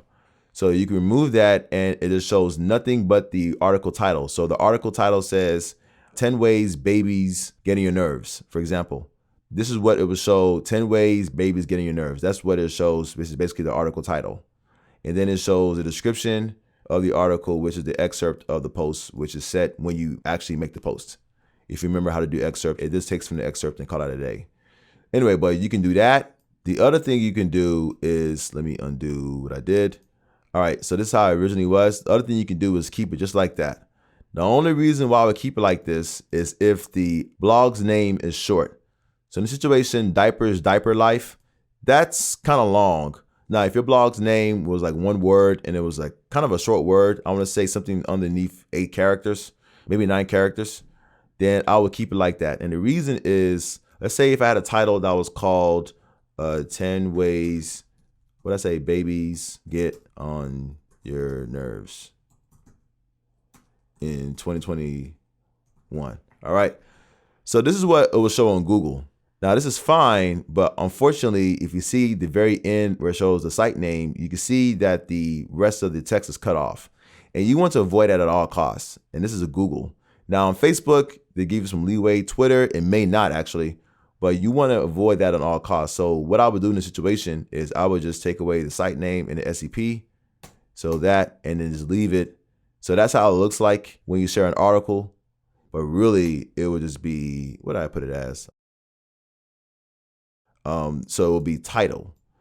So that is what it will be. So like I said, if your blog's name is long, then remove site name and SCP, and then that's that. If it's not long, then leave it like that. In this situation, I actually would remove mine, and that's that. And if you're worried that somebody is not going to know what blog it's from, it actually doesn't matter. You just want to make sure that the article title makes sense and it gives value. And then when they go to the site, they want to learn from your site right then and there after they click on it. So make sure that your site title, when you make your article, is something that people can click on, and make sure it gives value. All right, that was a very long explanation, I know. Click on Save Changes. And then finally, you want to go to Pages, and underneath Pages, underneath single page title. Now here, I would just remove the site name and SCP. I remove that and leave it as that. Boom. That is what I usually do in that situation. Go to Save Changes. And you can also override what the pages and post shows in each post and each page. And I'll show you how to do that in a little bit. And so that's that. It's been saved. Categories, leave as it is. Tags, leave as it is. Boom, boom, boom. Now everything has been set up. Congratulations. Rank Math SEO is good. So what does this do? So go to Posts, All Posts. Now, if I was to go to here, there's a bunch of options that's been set up. I don't like how this looks, so let me go to Screen Options. Let me remove the date. So last modified, keep that. I probably don't want any tags, and that is that. So go to Apply on the left side, the top left side, and that's that. All right, so let's go to edit this quick post of an article. Let's go back to edit on here. And what this does, if I scroll all the way down where it says Rank Math SEO, this is what that is. So you know when you go on Google, for example, so let's go to google.com and let me type in best baby diapers. Oh, best baby monitor. Let's do that. Actually, best baby diapers. Let's keep it to our site. So best baby diapers. So it has all of these articles. So you want to skip the ads because that is Google AdWords and you want to skip that. So you want to do the ones that don't have ads. So best baby diapers, and then 9 best disposable diapers, and then best diapers, and then best diapers, boom, boom, yada, yada. What I have typed in Google was known as a keyword. Now this is multiple words. It's 3 words, but it's still known as a keyword. Now Google had chose these articles. It's really supposed to be 10 articles that are on the first page. The goal is always to be on the first page. Now, how does Google know what articles to choose? That is known as SEO. Now, if I made a blog and I called it Best Baby Diapers, it's not going to show on the first page. It's probably not going to show on the second page, maybe not even on the 5th page. So when that happens, the question you want to ask yourself is, how do I make my article appear on the first page? To do that, you have to improve your search engine optimization, aka SEO. And the reason why that's important is that the articles that's on the first page get clicked a lot. Billions of people search on Google every single day, and you want your article to be clicked on every time. 2 ways to improve your SEO. There is the on-page SEO and there is the off-page SEO. So on, like something's being turned on, and off, something's being turned off. There's on-page SEO and there's off-page SEO. The on-page SEO basically means you want your article to have this keyword multiple times. You want to have that multiple times in your article so Google can know who you are and they can possibly rank you higher. That's the on-page SEO part. The rank math SEO deals with on-page SEO and optimizing your article so Google can see who you are, and other search engines. I just say Google, but yeah, so Google, Bing, and Yahoo, and everybody else to know who you are so they can rank you higher in the search engine results and ultimately hopefully be on the first page. That's the on-page SEO. And in this situation, what was the focus keyword? The example I just gave you was, what was it? Best baby diapers. So I would right-click, paste best baby diapers. Actually, that's not it. Let me type in best baby diapers and then click on tab. And so that is the keyword I'm focusing on. And so basically I want Google to find this article when somebody searches that keyword. What this does now is there is the basic SEO, additional SEO, and title readability. So you just need to follow everything in this checklist as much as you can and get a score somewhere between 80 to 90 or 80 to 100. It's very hard to get 100. So 80 to like 94% out of 100. And if I go up, you can see my score right here is 13 out of 100. So you want to get this up to be about 80 to 94 out of 100. If you can do that, then your on-page SEO for this keyword is good. You want to focus on just one keyword per article and you follow each direction. And I'll talk about that in another video on how to improve your on-page SEO.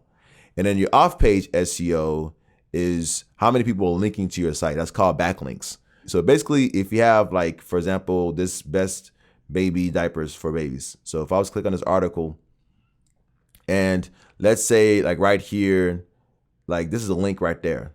Let's say this link goes to the article I just wrote. I just got a backlink and I got a backlink from a site or from an article that's ranked in the first page in Google. It actually is #1 ranking in Google for this particular keyword. If my article gets a whole bunch of these links, also known as backlinks, which means other people linking to my article, if this page has a whole bunch of these links, then my off-page SEO is great. And now I have a great chance of ranking on the first page in the keyword. So you need both on-page SEO and off-page SEO. But the first thing that you can really control is the on-page SEO, and Rank Math plugin allows you to do that. And that is that. I know that was a very long explanation, but that's why Rank Math SEO is a very important plugin. So I would just put that in for now, and then later on you can watch other videos on using Rank Math and you will be good. So you did it. I'm so proud of you. You've installed all the plugins for your blog. Now there's still some more plugins I could have helped you installed. I know one of them is called Thirsty Affiliates for your affiliate links, and I'll probably show you how to do that in another video once your blog gets going. But everything else has been installed and you're good. You can get going even right now. Now, there is one more plugin, however, that you do need to install. And this plugin actually connects your Google Analytics account to your blog. And Google Analytics is very important because you need to know how many people are going on your site every day, every week, how many are active right now, where they're coming from. Do they come from social media? Are they coming from Google search? Are they coming from somewhere else in the internet? What pages are being shown? What devices are being used? What time they're coming in? And there's so much data that Google Analytics has. And you need data so you can know who is looking at your website, the type of people that's looking at your website, where they're coming from as far as location, so you can market to them better. And yeah, so let's quickly set that up. And once you set up Google Analytics, which is free, We will then connect it to your blog using this final plugin, and that's that. So let's do it. So let's quickly set up Google Analytics. To do so, we will go to, let's do it, to google.com. And then from there, type in Google Analytics. And you see it pull up right there. So type in Analytics. And then go to the very first option where it says Google Analytics. All right, so now that you're in Google Analytics, make sure you click on the bubble on the right side and make sure that your account is there. So if you're signed in, go to Start Measuring.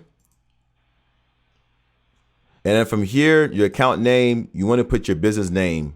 In this situation, for me, I'm just going to call it Diapers Diaper. That's the name of my business for now. And then go to the very bottom, click on Next. So the next thing is your property name.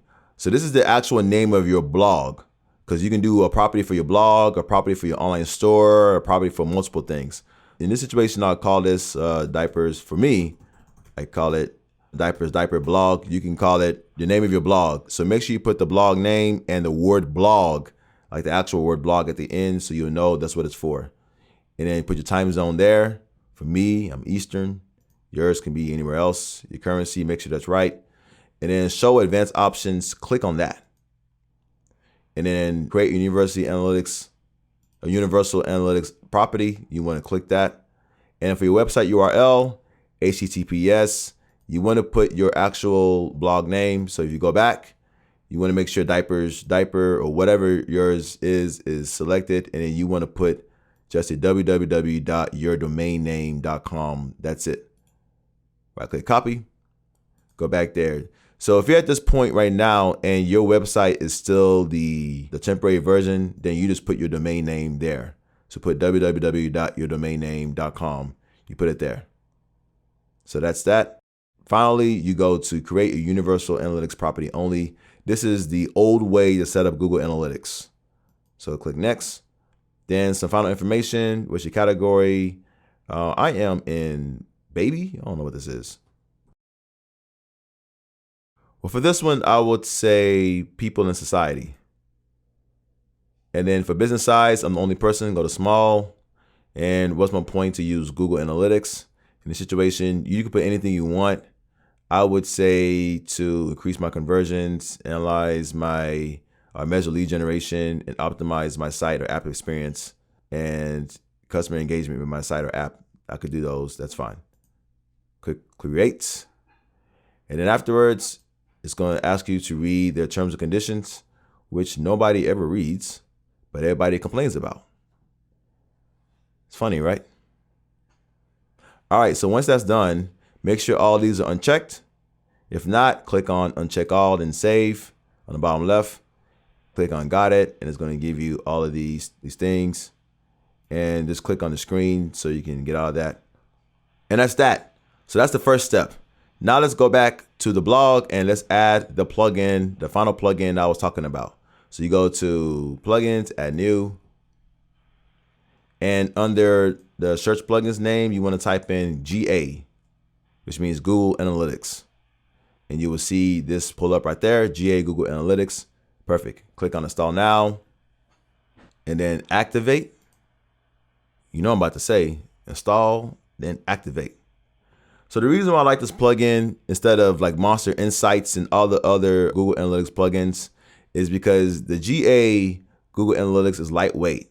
Lightweight means it doesn't require a lot of processing power to run your website. Because remember I said, the more plugins you install, the slower your site goes. So you want to minimize that as much as possible. You want to go to GA Google Analytics, go to settings. And then after you go to settings, all you need to do is go to plugin settings right here, open that tab, and it's going to ask for your tracking ID. You go to analytics, and then the tracking ID right there, you basically double click all that. So all that is highlighted. Click on copy, go back to GA, and then click that, go to paste, and that's it. What type of tracking method? Universal Analytics, that's what you want.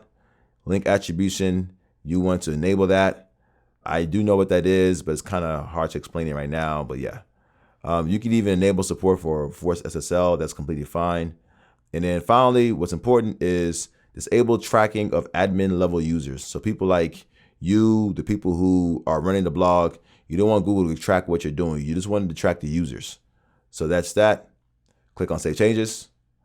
And you have done it. You've just linked, well, after it saves. All right, so now you've done it. You've just linked Google Analytics to your blog. And now all you got to do is go to the homepage on the left side. And when you do that, you will now see the homepage of Google Analytics. Like I said, this is where you can see the number of users that shows. That's basically the number of people who have come to your website. Sessions means how many people have actually showed up on your website. That sounds kind of weird. So yeah, so how many people have gone to your website and gone to all the pages. So if I went to diaper.com, or if I went to ESPN.com, and if I went to like 5 pages on ESPN.com, it just shows that I have 1 session, but 5 page views, if that makes sense. Bounce rate is the number of people who leave the site after you show up, how many people are bouncing. And the session duration, how long does someone be on your site when they go on? So if I go to ESPN.com or Sports Illustrated or YouTube, how long do I stay on the site? And same thing applies to blogs. If you go to the Diaper blog, how long does somebody stay there before they leave? Now, how do you acquire users? It shows the traffic channel, the source medium, so maybe social media, and maybe other referrals. So it shows how you acquire users. It's very, very important information. How active are your users training over time? So this shows how many people are on your site. How well do you retain them? It talks about cohorts. It's very, very important information, but yeah. What time do they come per day? This is how you know the time the people come in. So if people are coming in from Nigeria, for example, and you're in the United States, then the time of day is going to be between 7 p.m. to like 3 a.m. because most of your people are from a different country. If it's in America, then it might be different, boom, boom, boom. Speaking of country, it shows the country where people are coming to your site. Great information. What device they're using. Are they using desktop, tablet, mobile? I bet you most of them are going to come from mobile, especially for your blog. And then this right here, what pages do your users visit the most? This is actually a very, very, very, very, very important metric. You'll see the top pages that people are visiting in your blog. And the reason why that's important is because if you have a page that people are always sharing, so let's say you write a blog post that talks about the best diapers in 2021, and that article is being shared more than all the other articles, you can then go back to that article and you can add some affiliate links there. You can add a link to your course or a coaching session or whatever you want people to go to. Use that page, the top page, and you can link there since you know that a lot of people are visiting that page. So I typically recommend that you do that for your top 15 pages. So your top 15 pages, just go back there and add links that people can use to buy. Even if it's an Amazon product, join the Amazon affiliates program for free, and then just get some money from affiliates once you figure out what pages your visitors or your users visit the most. Users are visitors. That's what Google calls them. And then for every single one of them, you can expand the information. So you can go to pages report, location review, mobile overview, your audience overview. So if you click that, you have even more information over time. So I do recommend that you click the star and you bookmark the page. You go to add a bookmark and you can add it to wherever you need to add it. Because this will be a page that you'll be coming back to at least once per week. Or if you're very anal about it, you do it once per day, like how you check stocks or something like that. But you really want to see where users are coming in, and this is connecting to this, which is your blog, and it's being tracked through the GA Google Analytics plugin. And that is why that plugin is super key. There's one more Google service I do want you to add. It's not a plugin, but it does connect to your blog, and this is called Google Search Console. So all this shows is it shows any problems with your website. Google will see the problems and it will let you know about the problems. But most importantly, it lets you know what keywords people are searching. Remember I told you about keywords, which is basically terms people search on Google. You'll find out what terms people are searching on Google to find your site or to find articles in your site. And that's very, very important information, because you may think that, you're writing an article and you're targeting a keyword like best baby diapers, and you're writing that and you're not ranking for best baby diapers, but you're ranking for a term that says diapers 2021, and you never knew that. So the way you find that out is to use Google Search Console, and then you take that information and then you may actually write another article that is called Diapers 2021, since you're already ranking for that, and people will find you more in that article, and you can really rank for that particular keyword. So Google Search Console is an important service to also have, and it's free. I'm going to show you how to install that right now. And after this, then we are basically done. So check this out. All right, so to add Google Search Console, you want to go back to google.com. And on google.com, you want to type in Search Console. And when you're here, go to Search Console or Google Search Console. Click on Start Now. All right, so what you want to do right here is you want to add your domain. And you don't want to do www, you don't want to do HTTP, you just want to add your domain. So in this situation, I'm going to add my domain. But you can add yours right there. Click on Continue. So here it's going to ask you to verify ownership using a DNS record, as they say. And I'm going to show you how to do that right now. So the first thing to do is to go back to your Bluehost page. And if you cannot access this page, you want to go to my.bluehost.com or just retrieve the bookmark like I told you to do before if you forgot. But if you forgot, it's no problem. Just go to bluehost.com and then go to sign in, and you'll be back at this page. Make sure your domain name is right there, and then put your password in. So you're now back in your Bluehost dashboard. Remember me? So next thing to do is to go to left side domains. And when you are in domains, you want to click on purchase domain.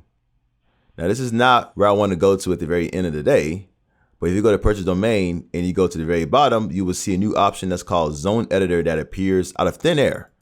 Now I don't know why this happens. I think this is an issue that Bluehost has had. It's had it for a while, but that is what it is. So this is where you add some new records. And I do have this information in a blog post, and I'll put it in the description that shows you how to set up Google Search Console. All right, so the next thing to do is to make sure your domain is right. That's my domain for this situation. And then for your host record, you want to put the @ symbol. So you want to put shift and number 2, which brings the @ symbol. TTL means time to live. You keep that as it is.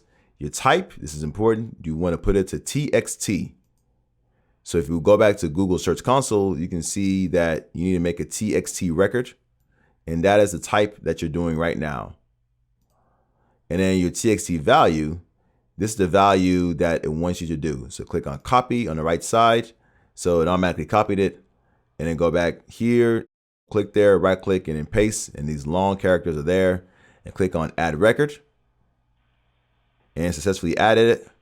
And basically, if you go to the TXT section right here on the top, you would see this @ and its value. So all this is doing is to let Google know that you actually really own this domain name. That's really the point of this. So now that it's done, you go back and then click on verify, and it should automatically verify it. And it did not verify it. And I don't know what's going on. So let us go back. Let's see what's going on. So in the end, I believe it says DNS changes will take up to 4 hours of propagation. And that's fine. It used to work quickly. I don't know what's going on with Bluehost. So it used to be verified very quickly, but it's not verified right now. So within 4 hours, come back here. It will be verified. So it's nothing wrong with your end. It's just that is their situation. Oh, now it's working. Oh, there we go. So now it works. So it used to be immediate, but now it may take a little bit. So it probably takes about 5 minutes now. So go to property. All right. And go to start. This is what we want. Say got it. It now verifies your domain name. And now what you want to do is go under index on the left side and then go to sitemaps. Say start. I don't know why this keeps opening up. Say got it. All right. So now that is there, what sitemap means is it's basically a way for Google to know the pages and posts that's in your website. And this is known by a sitemap. So to put in a sitemap URL, to get that, you need to go back to your website. Now that you're back in your site, go to Rank Math. Where is Rank Math at? So to find Rank Math, you need to go to Rank Math on the left side right here and go to Dashboard. And once you're at the dashboard, go to Sitemap Settings. And if you see right there, it says your sitemap index can be found here, and it has this URL. Just click anywhere in this URL, right click that, and then go to copy. So right click that, copy, and go back to here where it says Google Search Console. Right click that, paste, and then click on submit. All right. So it shows success. Sometimes it may say it couldn't fetch. If that's the case, then refresh the page and then it will show, but it automatically showed. That's what I'm looking for. So now this will know your website's pages and it will crawl it. That's what they call it, crawl it. All right, finally, you want to go to performance. And this is where you can find out, if you scroll down this section here, where it says queries, pages, and stuff like that. This is where I was mentioning you will find out which keywords people are searching to find your website. So the queries are the keywords people are searching for, and the clicks are how many people have clicked on that link when it appears in Google, and impressions means how many times it shows. So if people are searching for baby 2021 and it says 1,000 impressions, that means 1,000 people have seen your website underneath the baby 2021 keyword in Google. That's all that means. I'm gonna say it again. That means 1,000 people have seen your website when somebody has searched for baby 2021, for example, in Google. And then the number of clicks, if it has 1,000 impressions, then it probably has maybe like 50 or 100 clicks, and that's that. And on the top right here, it will talk about your click-through rate, your number of total impressions, how many keywords, so your article and all that stuff. So that's what that is. So 90% of the time you will be spent in the performance tab right here, knowing what people are searching for. Boom. Underneath the coverage tab, this is where it may show the errors you may have in your website. That's pretty much it. Your final thing is your URL inspection. This is also a very, very important section. And really what I recommend anybody who writes a blog post is you want to put the URL right here. So for example, let's go to posts, all posts. And if I go to this article right here and go to edit, this is the permalink of the post right here. This is the permalink. So what I would do is I'll right click this permalink and I will go to copy and then go back to Google Search Console. And to get here, I will go to URL inspection and that pulls up. Right click, paste, and then hit enter or return, depending on how your computer looks. And what this shows is it's trying to see, does Google see this website or this blog post? Right now it's saying it's not on Google. And what you would do is you would click on request indexing, and it would take about 2 or 3 minutes, up to 2 or 3 hours for Google to see your page. And now that Google sees your page, you do exist. You don't have to do this every blog post. Sometimes Google will see it after about a day or two. But if you want to force Google to see it, I would actually recommend you do this. I actually recommend everybody who writes a blog post, after they finish writing it, you want to go here and click that. And you want to use, okay, that's weird. I think it's because I was requesting it. Let's do that. All right, yeah, so you want to include your URL and make sure that your URL has the slash at the end of your URL. That's very, very important. This final slash, you want to put it there. If the slash is not there, then it will not read it. And that's that. So you want to do this for every blog post that you write, to force it to index it, and it will find it for sure, and Google will have it in about 1 or 2 hours. It doesn't mean it's going to show on the first page of Google. It's not going to happen. You're probably going to be on page 8 or 6 or 9 or maybe page 3, whatever the case is. And then your on-page SEO through Google Rank Math, and then you having backlinks and having other people in your niche backlink to your blog posts. These are the things that's going to make your articles rank higher, and that's how SEO works. But Google Search Console is something you need to have. Make sure you go to the overview page and you save this where all of your other bookmarks are at, like Bluehost and Namecheap and all that. So you did that. Now your blog is set up for success. And I'm proud of you. You basically reached the end of the road. And because you reached this far, I'm going to show you a quick trick to do. And this is to actually make your blog title post bold. So the free version of the Astra theme does not allow you to do this for some of the fonts, but I want to show you how to make it bold by force. And here is how to do it. Check this out. To do this, you go to your blog and let's go to visit site to check out your website. Now, if I see this is the blog post title. Click on here and you can see it has the picture right here. Before I even do this, let me show you another tip, a little quick secret since you made it this far. I don't want this featured image to be up here actually. I want to take it away. So I clicked on the customize. I'm going to be here anyway for that trick. So while I'm here, let me go to blog, single post. And if I go right here, this is the title. And the feature image is right there. If I don't want the feature image there, I just click on this eye and it is gone. So now it shows that. Sometimes it's good to have this. I actually have this in my own blog because when somebody clicks on your blog post, you want them to see the text and what the blog is about. So your text intro. If they go there and they see this big featured image, they may not want to scroll down. The goal is for them to see what they're seeing as soon as they click on your website. If they like what you see, you want them to scroll down. But if they click there and see hello world and see a big old image, maybe it doesn't make them scroll down unless your title is really, really intriguing. So that's that. But if you do want your featured image here, your featured image will be on the top right there. But if you don't want that there, another thing you can do is just switch the structure around like that. And if you switch the structure, so now the title is up here. And then from here, you would have the featured image and then it has the post. And that's how a lot of blog articles have that. That's usually how that works. So that's one thing people do, or you just click the eye and it goes away and you don't see that no more. All right. So speaking of the blog posts, and remember, I'm in blog single post.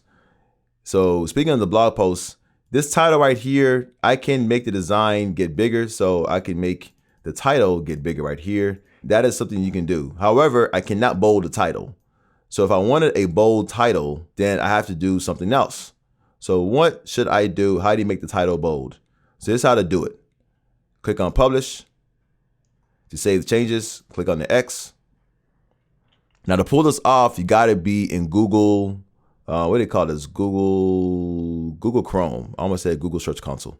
You gotta be in Google Chrome to pull this off. So to do this, you want to double click on the word hello world, then right click and go to inspect. And something's gonna appear at the bottom like that. If it appears on the side looking like this, if it looks like that, then you would just go and put this on the bottom like that. If you saw what I just did, just put this, click on the three things on the side and then go down and shows that, boom. And if this is like way up here or whatever, then bring this down, boom, boom. All right, so this is highlighted. It automatically highlights where it says H1 class, entry title, blah, blah, blah.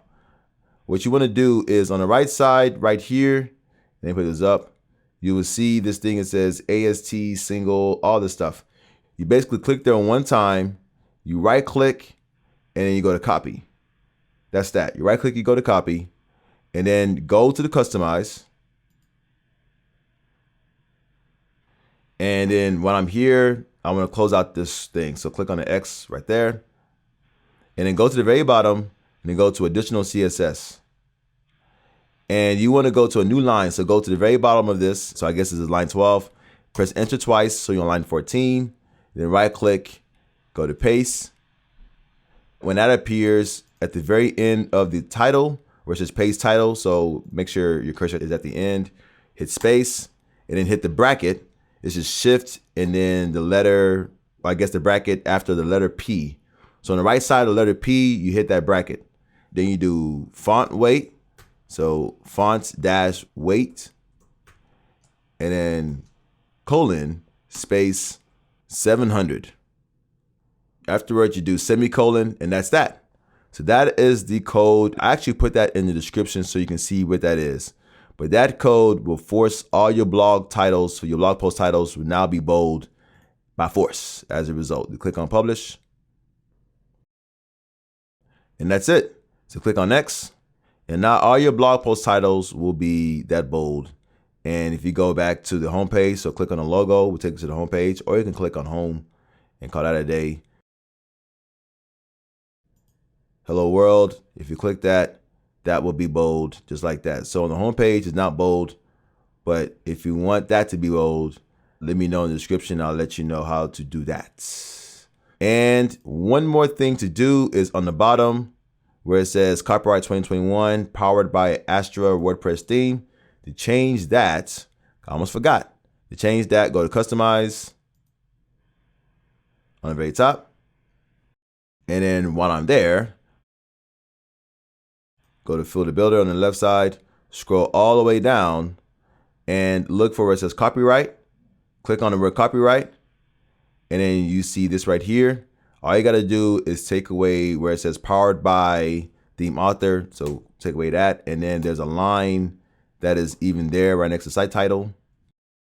Then there's a line that appears right there. You move that line and leave it just like that. Copyright, which has a copyright symbol, and then the current year, and then the name of your blog. And that's what you're looking for. And you can even put, if you want to, like period, like all rights reserved. You can put that there if you want. And that's how it looks like. And then click on publish. And that is that. And I think we are good. Let me actually add some text to the right side of this widget because it is really bothering me. I'm not gonna lie. So let me go back, go to widgets, main sidebar, new to block editor. I'm telling you, they're forcing us to have this. So say got it.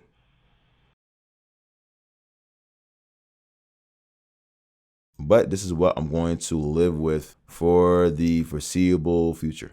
All right, click on publish. Click on the X to get out. All right, let's go to visit site. Refresh the page, that happens. And this is the blog that is set up for the moment. And we have done it. We have done it. We've done it. We've done it. All right, perfect. So you log out, click your name, log out. And that is that. So go back to your name. Boom. Make sure you bookmark your own website name if you want to. And that is that. So you did it. I'm very, very proud of you. You finished your website. Give yourself a hand clap. Pat yourself in the back. Whatever you have to do to celebrate, go in and celebrate. It's a big moment for you. Now, everything we just did was actually 20% of the game. That's right, just 20%. The other 80% is marketing your blog. So there's no reason for you to have a blog if people can't see what is going on or if you're not giving other people value. So how do you give people value? Well, let's see. If you're woman-centric, I would actually say go on Facebook or actually Pinterest, really. Use Pinterest to market your blog if you're a woman-focused blog because mostly women are on Pinterest. All you have to do is create pins in Canva or PicMonkey, really Canva, post it on Pinterest. You can use Tailwind to basically automate it. From there, people who see your pins will automatically link to your site. And this is how a lot of blogs get thousands and thousands of views that helps them monetize it using affiliate links in their courses. And this is how they make thousands of dollars every month with their blogs. That's one way to do it. Another way, if you're not women focused, you can use YouTube, which is really, really great because YouTube, you can basically teach anything.